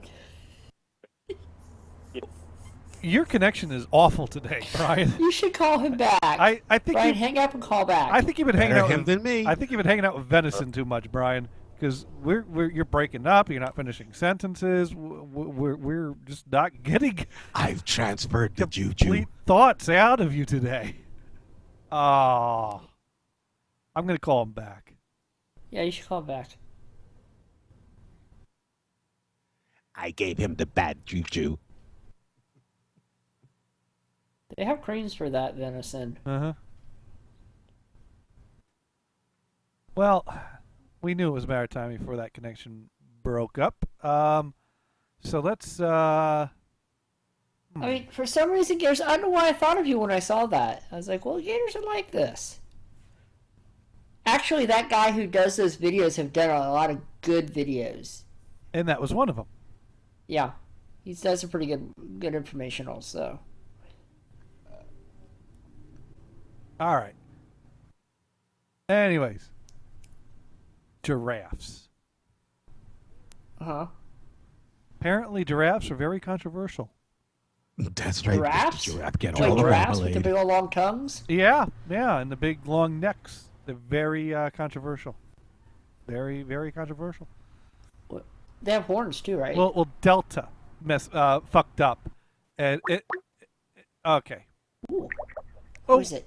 Who's it? You know what? I accidentally put Venison on hold because I answered instead of Oh, poor Venison's on hold. All right. Well, Yay! we'll No more retardation. We'll invite him back into the conference call because I messed that up. Well, Why? He should really just join the. It's because he's a moron. It's because he doesn't know how to use TeamSpeak. But it won't let me join this call to the conference. No, you have to hang up and redo it. But he's calling me back, and it won't let me add it because he's calling back the whole conference. Oh, here we go. Okay. Because Venison's a fucking idiot. He can't function. Okay. Continuing on, Brian, you were starting to talk about the bathroom. We got like every other word, so let's start this over. What were you saying? A worker or something? We were talking about the person from the payroll department. Now, which payroll department person? The one, the company that we used to work together for. Right, but there were two people that were involved in payroll. Well, no, toward the end, she was the only one left. Oh, well, all you had to say was she. Okay, so Yeah. continue on. You know, she's the one that had that extremely long commute. Right. I don't know if you were. I wasn't. I think I heard something about a long commute, but I didn't know the details. Yeah. She lived in, like you go to to Yosemite and then turn left. What? Or whatever. She lived way out. So she drove like hours every morning and evening? Yes. Why? Why? Because you can get a house cheaper there. But You could get houses cheaper in Sacramento. but you all the money you spend on gas. Another guy that lived up almost in Sacramento. But that's beside the point. Who lives in Sacramento? I'm trying to think who it was. Not actually Sacramento, but I think that's actually more like Stockton. Well, there was a sales guy that was in that area, but who's not. Right. I think it's Dan. He's Stockton? He's not that way, or was it? No. Okay. More reasonable. But anyway, payroll had certain. She would, open the door with a piece of paper towel. Apparently, her OCD level was higher than the average, and ask anybody about this person, any female about this person, she says, "Oh yeah, she was definitely OCD." Nice. That's because she knew it was all covered with traces of fecal matter.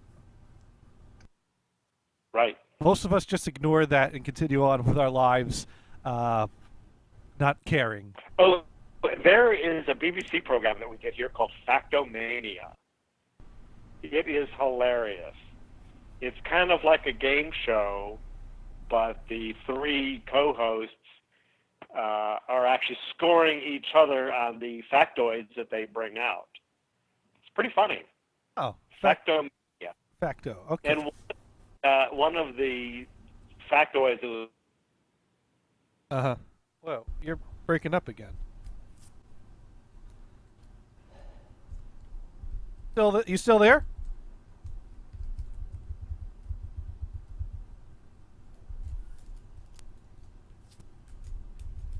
Am I back? You're back.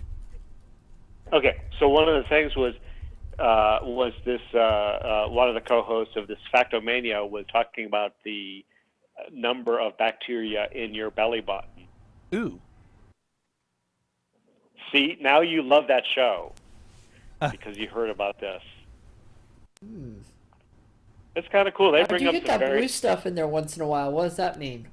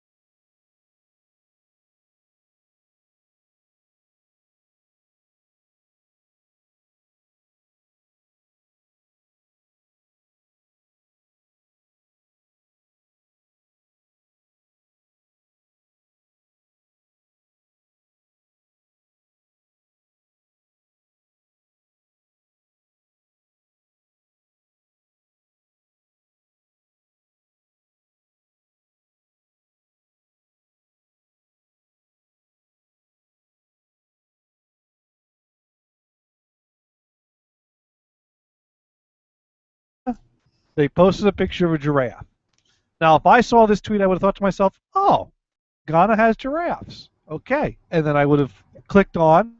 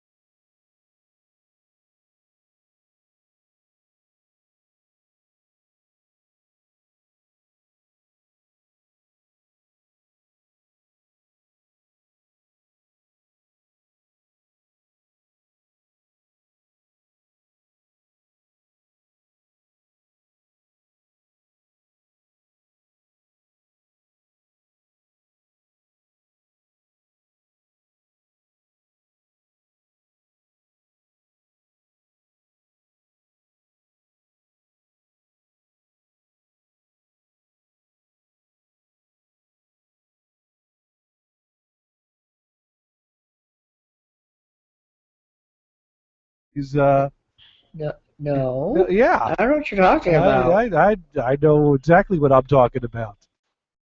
I have no idea what you're talking about. Yeah, Rhea, that's your pet name for Chuckle Bump when you text her on her vibrator. First of all, if you can text the vibrator, that's an interesting vibrator. But exactly. No. That allows some participation with the use of the vibrator. Oh my god. Hey, they make 3D printers. Why not? Why not? 3D printer, textable vibrator. This is the world we live in today. That vibrator should be able to call you back when it's done. There we go. Yes, but apparently, everyone's up in arms. Like, even though Delta took it down, they apologized for it, and they corrected it. But the Twitter universe is outraged. And I have to pose a question. Do you think this is stupid, maybe, to be outraged over this? Is this just... Are people just looking to be outraged at this point, or is this really something worthy of outrage? This is why it's called Twitter. This is why it's called Twitter. I see. I see two problems with this. Yes? Mm-hmm. First, how can you be not educated enough to know that giraffes are from East Africa, not West Africa? And two, why are people complaining about it? I agree with both those statements. Now, I personally, you asked me where giraffes come from. I'd say what? I think somewhere in Africa. Oakland Zoo. But the thing is, There you go. I would have. Yeah, West Oakland Zoo. West Yeah, Oakland West Zoo. Africa. But I would have Googled it before using it for Ghana. I would have done the Google before posting that tweet. But also on the other hand, this is not worthy of the outrage that has resulted. No. And This is just complaining for complaint's sake. yeah, it's like Yeah. I mean, the smart thing to do would be to look up, even Wikipedia on Ghana, the state symbol, state flag, whatever like that. Cool. A giraffe. What the fuck? Yeah. That was just stupid.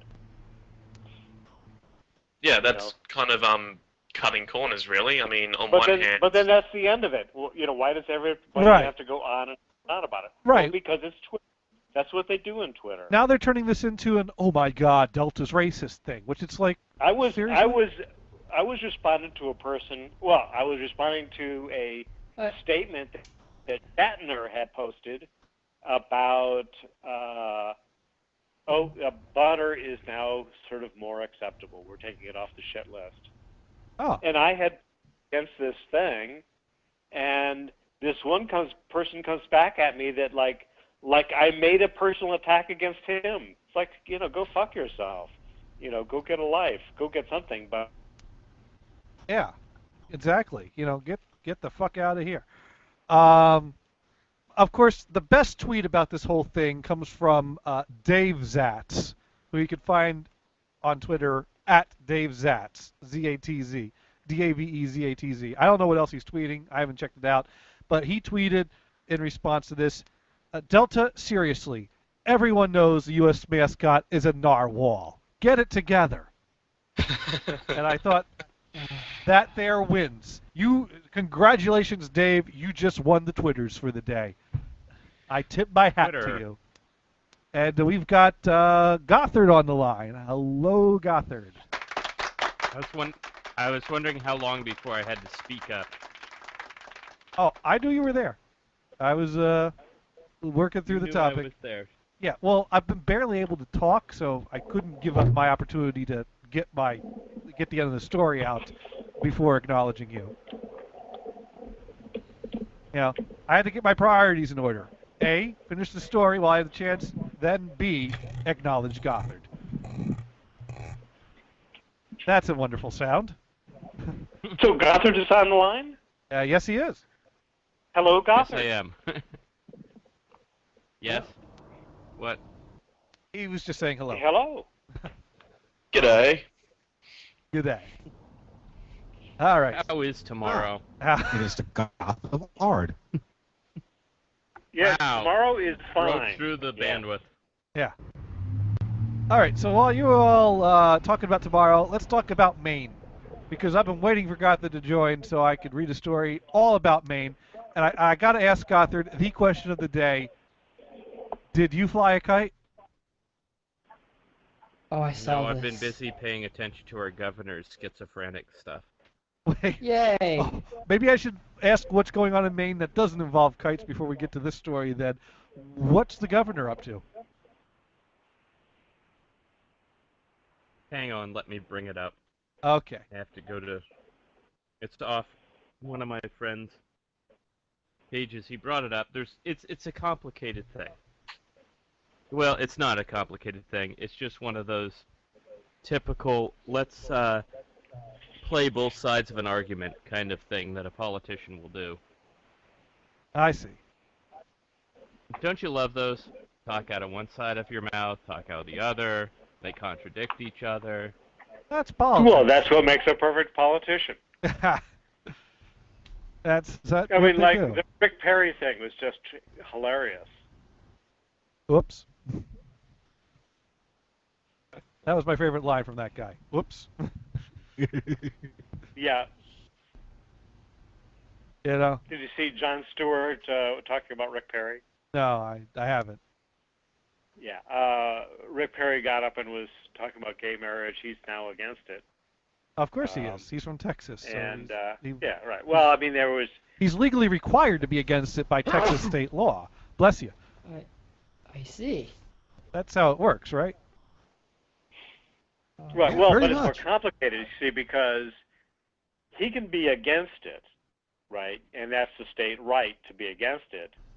But he's okay if the federal level outlaws gay marriage, right? Right. Oh God. You know, so how can you have both positions? You can't have both positions that the state's allowed to ban it or not, or the feds are able to ban it, but they can't uphold it. So, because it's a state right issue. But anyway. So he doesn't think the Fed should be allowed to ban it, but he thinks the state should be allowed to ban it? No, he's okay with that. He's okay with In fact, that. he would favor the federal government banning. Well, basically, that just means that he's against gay marriage no matter how it gets banned, as long as it gets banned. Now, normally, Right. But then Republicans on are the other supposed to be hand, about though, states' at the state rights. level, he says, well, if, say, New York State allows gay marriage, I'm okay with that. Well, unless, of I'll course, bring it the back- feds ban it. Yeah, well, I'll bring you back to drug problems. Everyone likes drug problems. Oh, yes, I love Sure. drug problems. They're and Apparently, truck the problems. rising drug, thanks to our little escapades. Is this in, your little hot rod there, Mars? Sorry.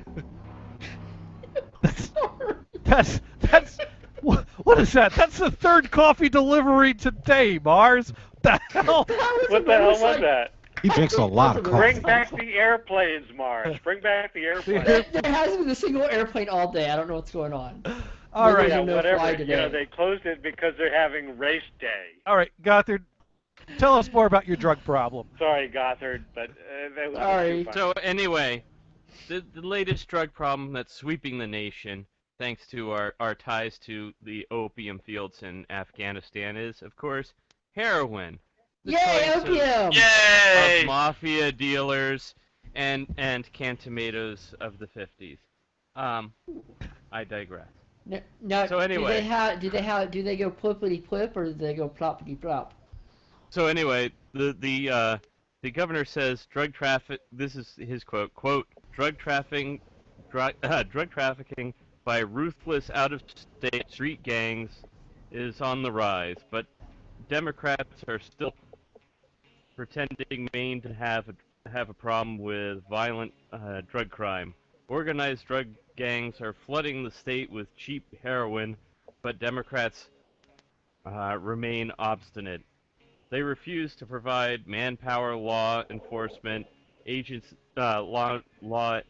enforcement agencies needed to prevent the criminals from addicting Mainers with killer drug, whatever. That's his All right. thing. So the governor is At the basically. same time, Oh, go ahead.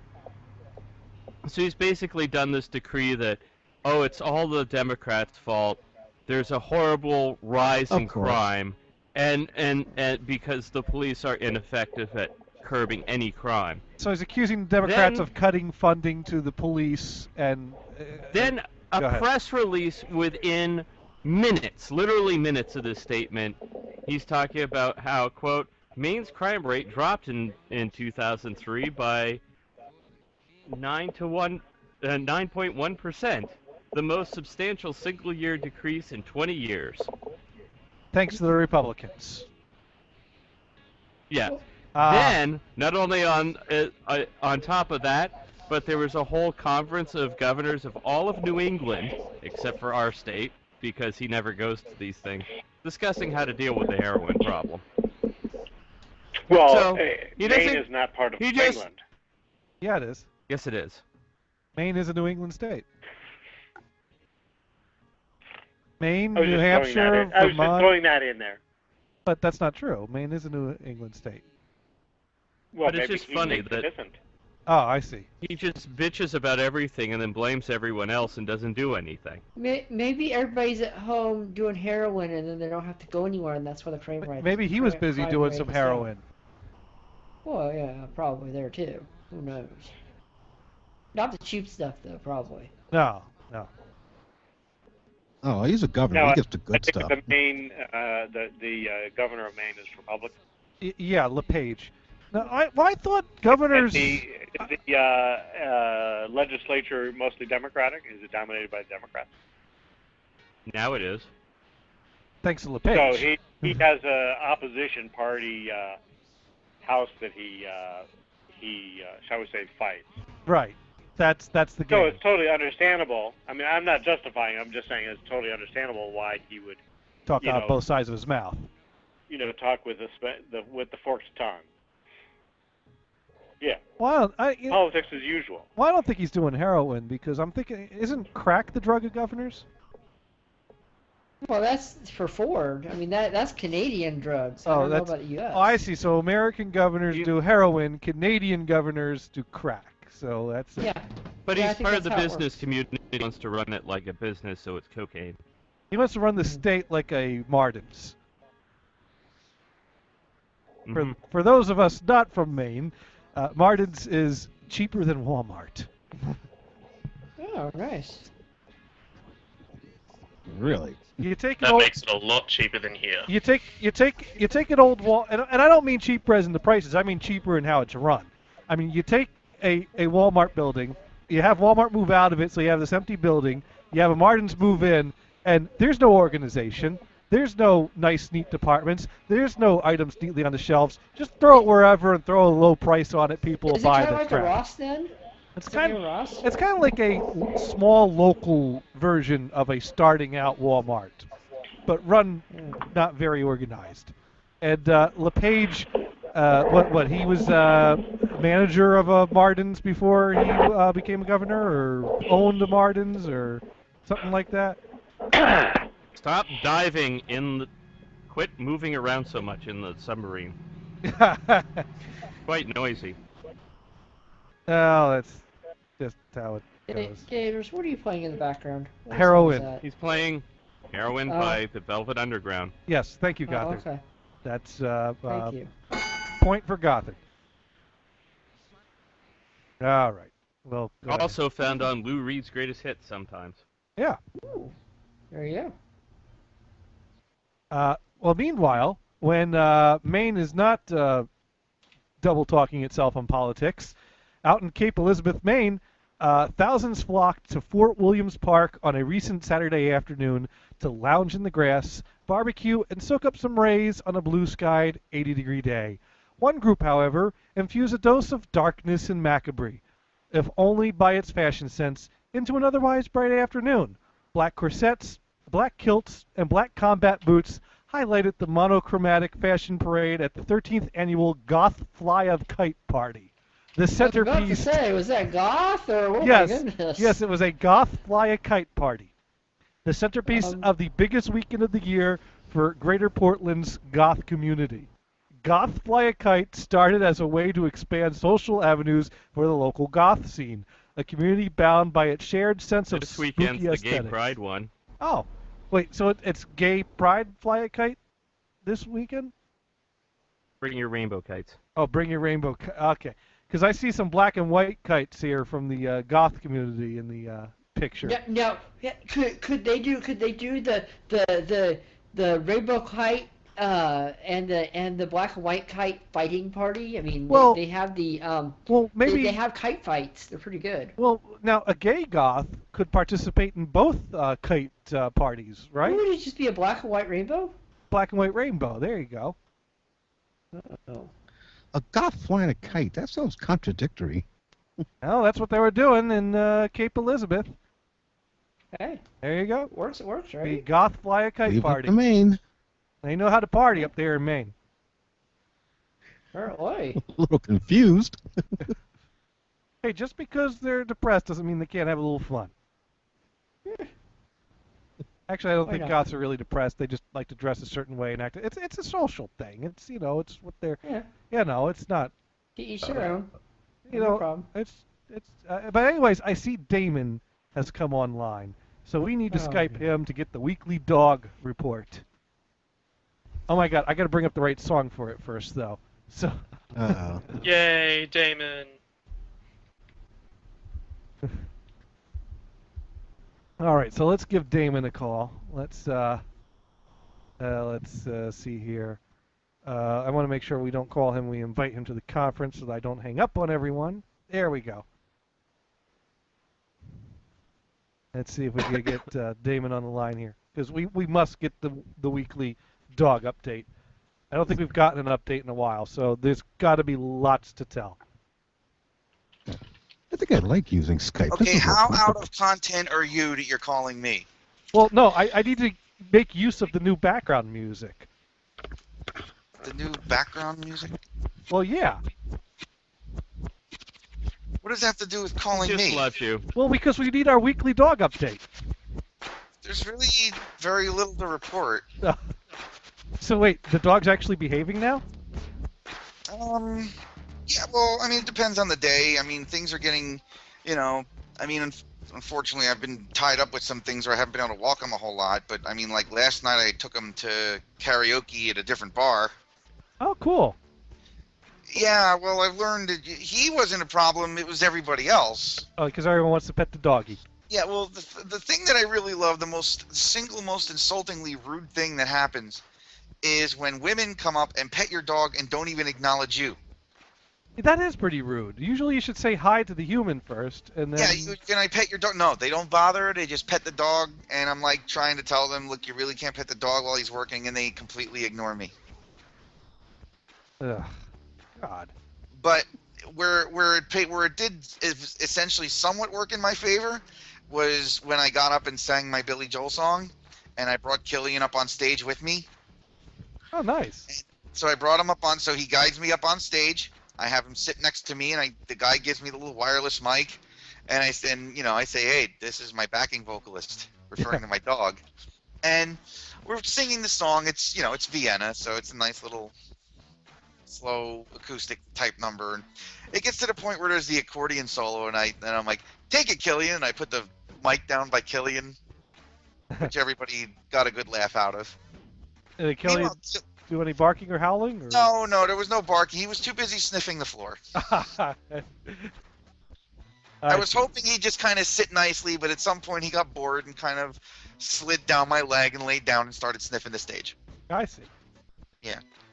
And then when the song was done, he expertly led me off stage.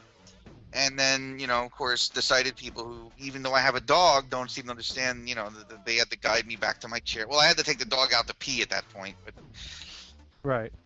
But, and then it goes back to everyone just petting my dog and not even acknowledging my existence. Oh, that sucks. Yeah, so the dog is a chick magnet. But, But not for you. No, I'm not. I'm not a chick magnet, the dog is. Oh man, you just can't catch it. Well, at least the dog's working out better though, because we've heard all the drama and strife that the dog was bringing to your life. So it's nice to get a good update one week. Yeah, I mean he's doing better. I mean, I'm not taking him out as much because we've hit the 85 degrees with a heat index of 240. Ooh. And I won't walk him in that. That's cruel and unusual punishment as far as I'm concerned. So yeah, but I'll walk him at night now. But tonight I was out. A friend of mine, the drummer from the karaoke band, came and took me over to the music store so I could finish doing my research on my keyboard stuff. And then we went over and got a couple drinks. Well, he got a couple drinks. I had some sodas, which means I won't sleep tonight. Ugh. But I left Killian home for that because I can't try out story about him. Right. But, generally, I mean, he's still trying to eat things off the ground, but I kind of have methods to minimize that to a degree. Although, the couple times I tried it with the doggy push-ups, a few people thought I was abusing my dog. Oh, so now you got people that are trying to guilt you out of doing the proper training. Well, no, now what I'm having, I mean, the only annoyance that still kind of lingers with the dog is when I take him out to go to the bathroom. And he'd rather stare at the cars and the people and every other little thing, try and eat leaves off the plants that are running through the fence than poop. Right. And yesterday on the way home, he was doing this thing where he stops at every pole and puts his nose up against it. And at one point, he stopped in the middle of the sidewalk like he was going to take a poop, and I corrected him and got him home. And when I got him home, he wouldn't poop. Oh. So well, that happens to people too sometimes, where it's like you gotta go, and then you have the opportunity to get to the bathroom and you don't. Yeah. So yeah, but I mean, it's a work in progress. I mean, there are days where there are times where he frustrates the hell out of me. He's shedding like a bitch. My apartment, I don't need carpeting in my apartment. I have Achilles dog hair. Oh yeah, dogs will do that. Yeah, so I gotta vacuum that up. Yeah. But tomorrow night is my karaoke night, and I'm probably like, it's just annoying that when I take him out to the places I go to try and relax, I'm either worried about what he's doing or I'm fending off the general public. Well, you're regular at this place, so they'll eventually get used to it. Well, no. This place I went to yesterday was a different place. Right, but the place you're going to tomorrow. No, tomorrow I don't take him out on Thursday nights, and I thought because it wasn't the live band karaoke, that was normal karaoke, that I could get away with it, and I couldn't. And so if I go out on Tuesday nights, I might have to leave him home again. So now it's like I'm leaving him home Tuesday nights, I'm leaving him Thursday nights, and it's like you start wondering, why'd I get a dog if I'm leaving him home more often than not because I can't fend off? In fact, what really is hysterical, one of the guys who was there petting my dog continuously, his ex-wife was one of the instructors at the Seeing Eye while I was there. Now, you would think if anybody would know not to pet a service animal while he's in harness, it would be a guy like that. Yeah, you'd think he would know. You'd think the conversation of what you do at work would come up at some point. Right. But then again, they're exes, so maybe there wasn't very much good communication there. The funny part of it is, I would get Killian to lay down, and then he'd come over and start petting the dog, and of course the dog would jump up and want to play, and he's like, I'm sorry, I know. I'm like, well, leave my dog alone, you fuck.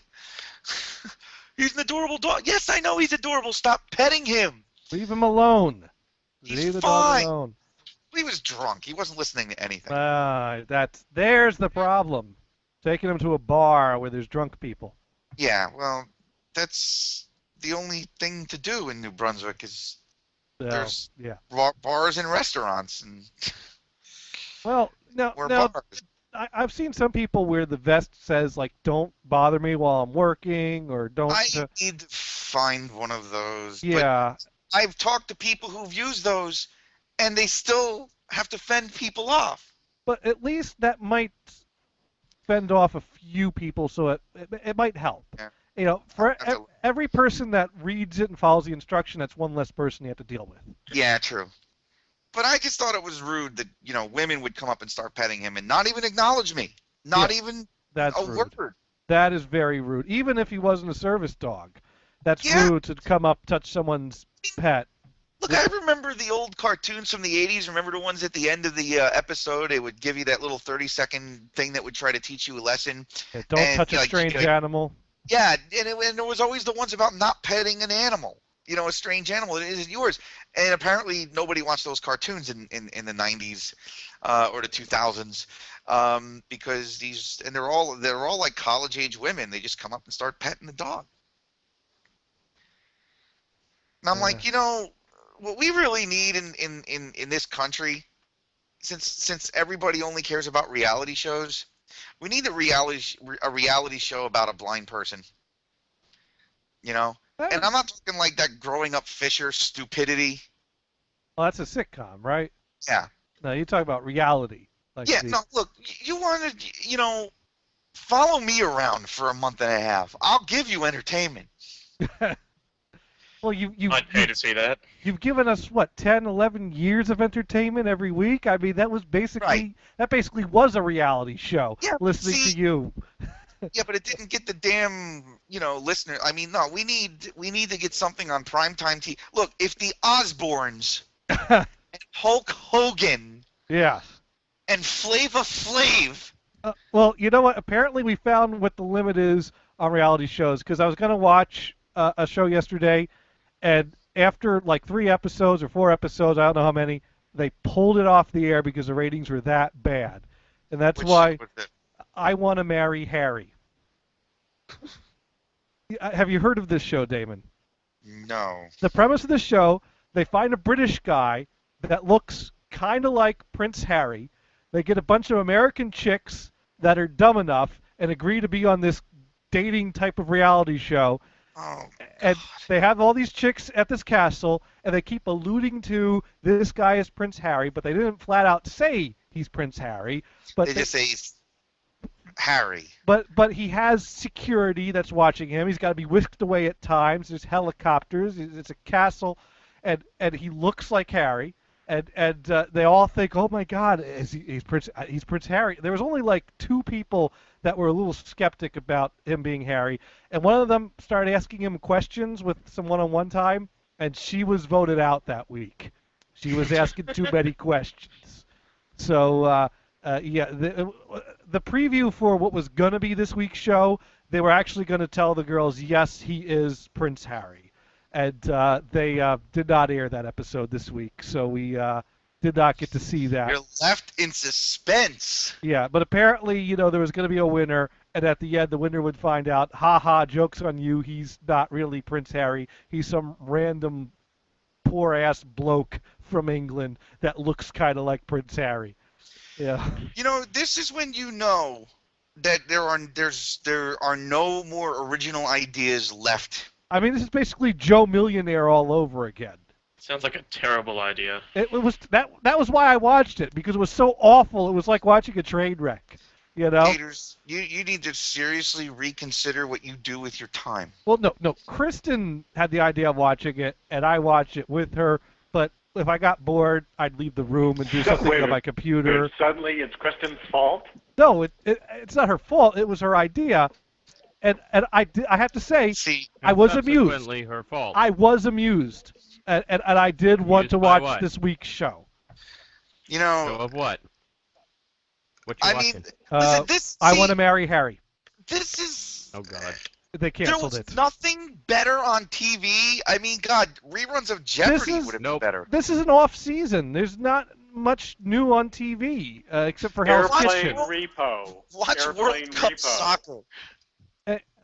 No, Airplane Repo. He's not into sports. Hey, it was amusing to watch these dumb American girls throw themselves at a fake Prince Harry. That was the beauty of it. The beauty of it was, look at these idiots. We don't need a reality show to point out how dumb American people are. I mean, look at who we vote in every year as our leaders. If you Just keep voting for politicians, people on the street, general questions, Well, people. That's actually the premise for an entire show here. Actually, I'm still waiting for Ow My Balls to become a real show. I'm still what? Ow My Balls. I'm waiting for that to be a real show. Wasn't that formerly? Wait a minute. Wasn't that formerly called America's Funniest Home Videos? Yes. Because how many videos of someone getting jacked in the balls appeared on that show every week? Oh yeah, but I wanted like nothing but Ow My Balls for a full half hour. That's what they had on what was that movie? Idiocracy. Let me ask a question. Yep. Okay. I Want to Marry Harry versus a non-existent reality show about the GIMP. Which one would you watch? Could I watch one and DVR the other? Well, you still got to pick which one you're going to watch versus which one you're going to DVR. I'd watch the GIMP one. And DVR Harry. DVR Harry, just out of curiosity. Although, I tell you, I probably wouldn't DVR Harry. I'd probably watch the GIMP one, switch over to the Harry one on a commercial to see if there's anything interesting going on, go meh, and go back to the GIMP show, go meh, and then turn off the TV and go listen to some quad. I was going to say, this is why I'm glad I don't even know how to use my television. Because I just can't. I probably wouldn't make it the full half hour for either of them, though, Oh, my God. It's like, I mean, isn't there anything else we can waste a half hour of our time on and all this time and money producing? Well, like I said, I watched like the first 10 minutes and like the last 10 minutes. But I mean, the premise is so absolutely ridiculous, and yet they call it reality TV. To me, if you want to do reality TV, make the premise real. Hey, here's a good show. Dog and Beth on the hunt. Okay, explain. It's a new version of the Dog the Bounty Hunter, where they're going to meet with other bounty hunters, helping them out in their business. It's awesome. No. No. Okay, I got a better suggestion. Okay. Alright, it's a British show called An Idiot Abroad. Oh, yes. Didn't we just watch that? Oh, yeah. Wait, well, isn't that that's, what? yeah. Wait, isn't that what we were most just of the, watching that. Wait, isn't that what most of the Brits think of the NHB Radio Network? No, let me lay down the premise. Carl. All right, Carl is my hero. All right, He's my traveling hero. Let's let Tony lay down the premise. Cool. All right. Basically, what they do is it's this. They take this British guy from London who's just a dickhead, basically, and they dump him in random spots in the world and just leave him to his own devices to see what he gets up to as a tourist. Wait a minute. That's where Matt's been all this time. Oh! Oh, no. This is better than that. Now we First know of all, what the host is Now the we know host is what Ricky the fuck's Gervais and his buddy, and they send Carl out to the rest of the world. Yes, that's how it works. And Carl sometimes they just is the perfect image for this, because you look at Carl and you got to go, this guy is not interested in anything. He's the perfect person for it. The guy on the phone clearly not getting my joke, but that's okay. No, that's okay. He misses a lot of them. But I'm sorry, I did miss the joke. What was the It's joke? fine. Don't worry no, about we it. were talking about Matt, and that's where Matt's been. AKA fuck screen names. AKA British guy that formerly had a show on this network and was a frequent caller on this network. Oh. And was the narrator on the Christmas special. And he was a dick. And he was what? no, he was. I liked him. He made he's the guy that made the Johnny Gators TLDR filter free of charge for everyone. No, I don't. I mean, I like Matt too, but he's a dick. Oh yeah, but he's a good guy. He's a likable dick. He's a likable dick. Yes. I miss Matt. Although some of my rants against him were also justified, but they were kind of legendary. Well, it's so easy to piss you off. You make it so easy. Everyone does it. No, see, you can't lately. You notice, however, since I really haven't been a part of this. Well, I'm not trying to. Well, well. And listen, I am. Monday will be 16 months since the last time I have been inside a woman. Oh. Doing remarkably well. Are you trying anymore? Have you just given up, or? Well, they're kind of half-hearted attempts at, I mean. You need to get out there, Damon. You need to. Well, that's why I decided to go out yesterday. I thought, all right, I'm gonna go and do a different, because live band karaoke is awesome and all, but their selection of songs is not nearly as wide as what you get with regular karaoke, and I'm like, well, let me just go and do regular karaoke and see. And now, the women that were petting your dog, were you shooing them off, or were you trying to introduce yourself? That's Killian, and hi, I'm Damon. See, the problem is, you gotta kind of the first and foremost priorities, they gotta stop petting my dog. Well, if you introduce yourself. Yeah, hi, I'm Damon. Meanwhile, I'm sitting here trying to put my foot down on Killian, who's going crazy because people are paying attention to him. I mean, as puppies do. I mean, you can't just sit here and, especially because they get down to his level. Right. Well, I understand. You got to lay it down. But if your first impression that you give the ladies is shoo, get away from my dog, you're gonna be grumpy guy with the dog at that bar. What it is it's not get away from my dog. It's listen, I'm really sorry, but you can't pet him while he's in harness. Because, and especially with these girls, they're crouching down and getting to his level, and he will jump. Case in point, over the weekend, I'm at my parents' house for Father's Day, and I'm sitting in my chair, minding my business. Killian stands up, jumps into my lap, and then from my lap, basically tries to jump onto my shoulders. Nice. Like, my dad was sitting next to me laughing. I'm like, why do you find this funny? Sounds hilarious to me. He's got his front paws up on my shoulders. He's trying to climb onto my head. King of the mountain. Yeah, and it's like, and normal, like I don't normally mind, but dogs' paws clawing into your chest. Oh yeah, hurt. that doesn't sound like fun. So now Killian does one of two things when you get like kind of roughhouse petty with him. He will either start freaking out and jumping all around and trying to, like nip at your hand playfully, or he will roll onto his back and put his paws up in the air. Kind of the submissive rub my belly thing. Right. And I'm trying to keep, this is supposed to see, people don't understand guide dogs to begin with, and I don't need this dog, flaking out or running around and jumping on people and, Now, it's one. But could you introduce yourself to the ladies and just turn it into a conversation? Hello, how are you? And then their attention naturally shifts away from the dog. Trying to find and keep in mind, Trying to find a tactful way to get the attention off the dog. I need them to not pet him. That is paramount. It's priority one. And because it was like, if he's not in harness, fine. But even then, you got to kind of be careful because the dog, I'm supposed to be number one in this dog's world. Right. And other people cannot be allowed to take the spotlight off of you. Yeah. Because this dog and I are a team, and anything that undermines that relationship is putting both of us in serious harm. Right. So at the same time, I don't want to deter people, and I don't want him to not be a dog. And so there's this fine little balancing act that I'm only almost 4 months into, and it takes a little time.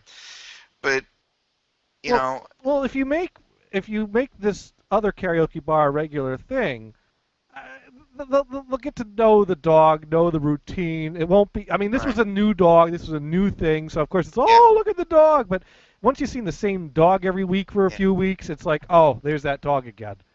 Right. So I don't know.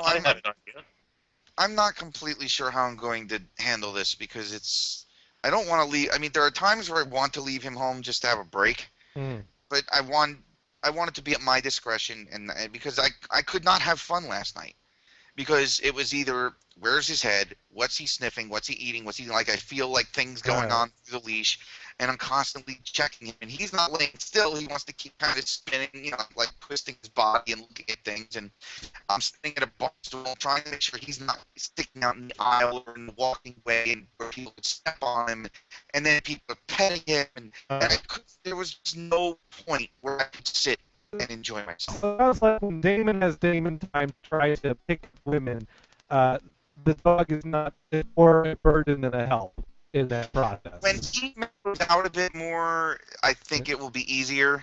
Right. But he's still a puppy. Right. And as Now, a result, could you get to that karaoke bar without him easily enough, or? Yeah, I mean, I walk to karaoke on Thursdays, and this bar, literally, like, when I'm walking, like, I basically walk 4 blocks to the corner of George, I make a left, and instead of, like, I walk, like, 1, 2, 3 blocks, and after I cross the 3rd block, instead of continuing straight, I just make a right and cross the main street and go to the end of the block. Okay, so you could do this karaoke bar, try to pick up the ladies without Killian. Yeah, theoretically I could. Okay. I might try it Tuesday, but I feel guilty because I'm leaving this poor dog home in the crate now for a second night. No, 16 months. Priorities, Damon. Priorities. Yeah, well, believe me, I'm fully aware. The dry spell needs to end. I agree completely. I mean, well, then I got to worry about the other thing because I don't know how clean or not clean my apartment is, and with the way he's shedding lately, I got to start vacuuming pretty much all the damn time. Okay, all right. Because there's large clumps of hair in various spots where he lays on the floor. Thank God I don't have carpeting. Right. I have an idea. What? When I was in primary school, we had a guide dog thing that was in the school, but basically whenever they were training dogs to be with their new owners, the owner was given a t-shirt that said, my dog's in training, don't pat him, and it had like a L plate on it, which is L plate is basically like driver permit sort of thing. Mm. So you could always get one of those.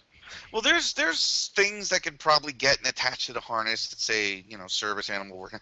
I'm trying to come up with a bit of a creative manner, like, because it's summertime and I'm gonna eventually get down to the boardwalk, and I wanna redo my infamous shirt.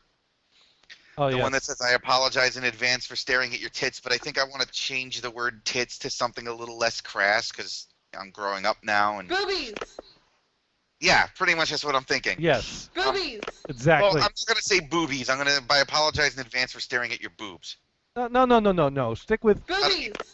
Stick with boobies? boobies. Boobies sounds better than boobs. Okay. I don't know. Well, let's get another opinion here. Brian, what do you think? Boobs or boobies? What about breasts? No, boobies. I think boobies is the nice way to say it. Apparently, Brian doesn't have an opinion on the boobs or boobies. Yeah, probably boobies. Boobies. Yeah, I had to think about it a little bit. I see. Process the. Boobies! Well, what if I made up a shirt that said something along the lines of,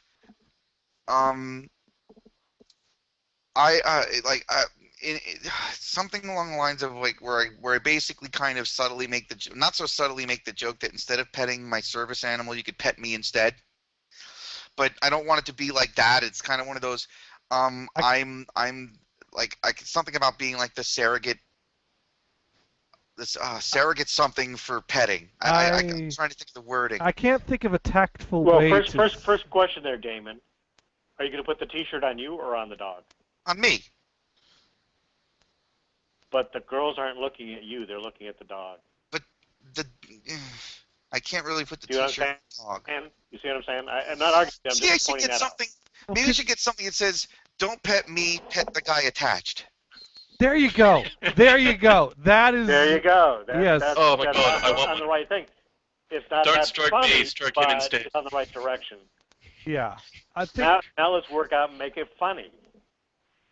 Yeah, well, that's where. Well, I don't know. I thought what I came up with was. Don't. Well, I mean, it's close. It's close.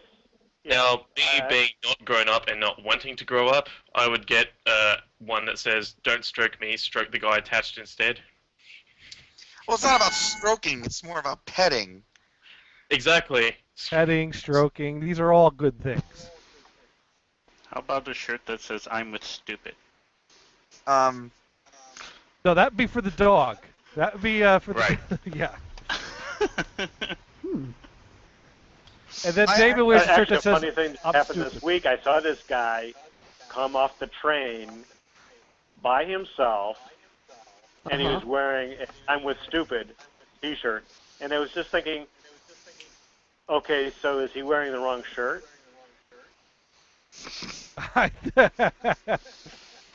Who knows? I'm thinking so. Yeah, but that's he borrowed his wife's shirt. That's all. I think That's what it is. Exactly. Exactly. Didn't realize what he was pulling out of the laundry hamper. Maybe he was looking in the mirror when he put it on. Oh. Right. So, see, the problem with putting anything on my dog is it's summertime, and he's already got a dog. He's a lab. Well, can you get one of those? Can you get a custom-made, like the vest that they normally wear, the service animal normally wears? Can you get one that's custom-made with a custom message I rather don't than? know. I think, like I said, something along the lines of "Don't pet me, pet my owner instead," or Right. like- Yeah, something like that. I think you're onto something there. or my owner is accepting all pets on all caresses on my behalf. Put pets on my owner's tab. Yeah, there you go. All right. Yeah, all right. I had to think about that for a second. I think that might go over someone's head. Yeah. No, I can make it completely self-depreciative. The guy attached to me cannot pick up women. Oh. Yeah, that's not going to help you any, David. Yeah, well, The idea is to look less desperate, not more desperate. Gotcha. But no, I think don't pet me. Pet. See, wait a minute. You know those shirts that say "Wingman"? Oh, there you wing dog. I'm gonna get one for the dog. Wing dog. That's perfect. There we go. Oh, that's great. Perfect. No, I actually saw a guy who had a guide dog once that had a shirt on it, but it said, "I don't roll with the bitches, but my owner does." See, Ooh, that's a good one. I can't. You know, something's changed in me in the last. Because like, I love my shirt that says "I apologize in advance for staring at your tits," but I've come around to the idea that maybe that's a little crass. Boobies! Now, see, I just don't give a fuck, but that's just me. a sound clip you got. Yes, that's a sound clip of Neo saying boobies. Welcome to Very effective. Welcome to 4 weeks ago. That wasn't 4 weeks ago. It was longer than that. Oh, all right. I was guesstimating. I was off. I don't know. I don't get tired of hearing that clip. Just the way she says it. It was so great the way she said it. Yes. She's so excited.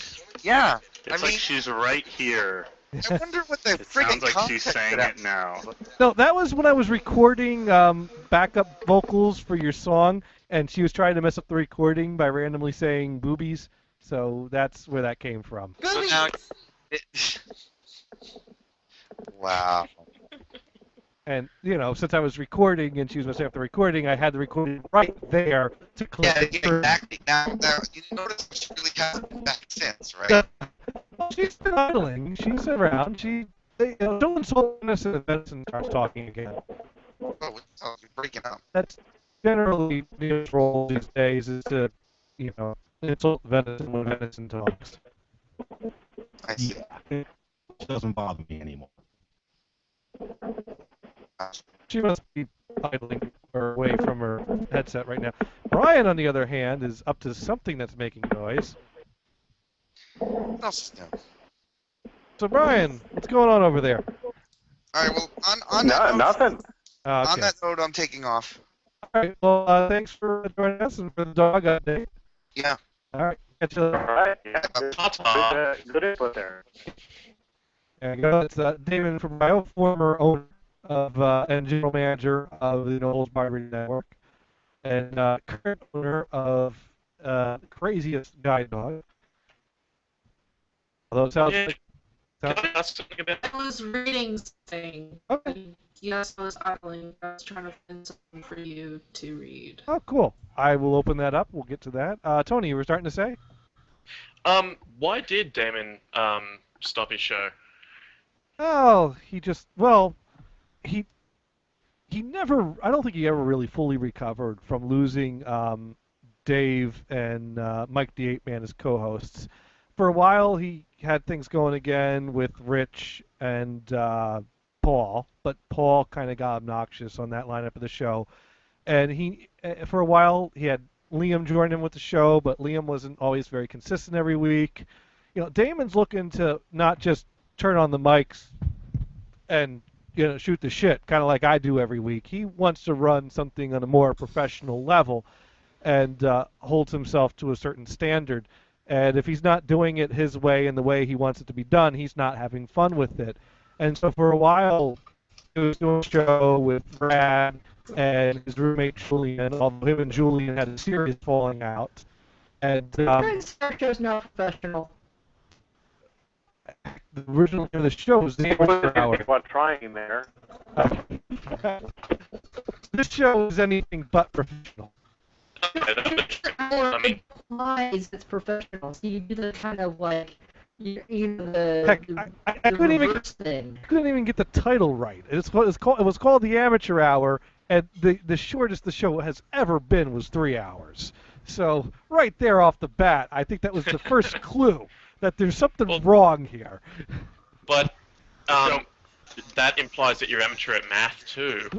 This is true. No, that just implies we have too much fun and you just don't want to stop. Yeah, there we go. It was supposed to be an hour, but we had to pack the hour's worth of material into 3.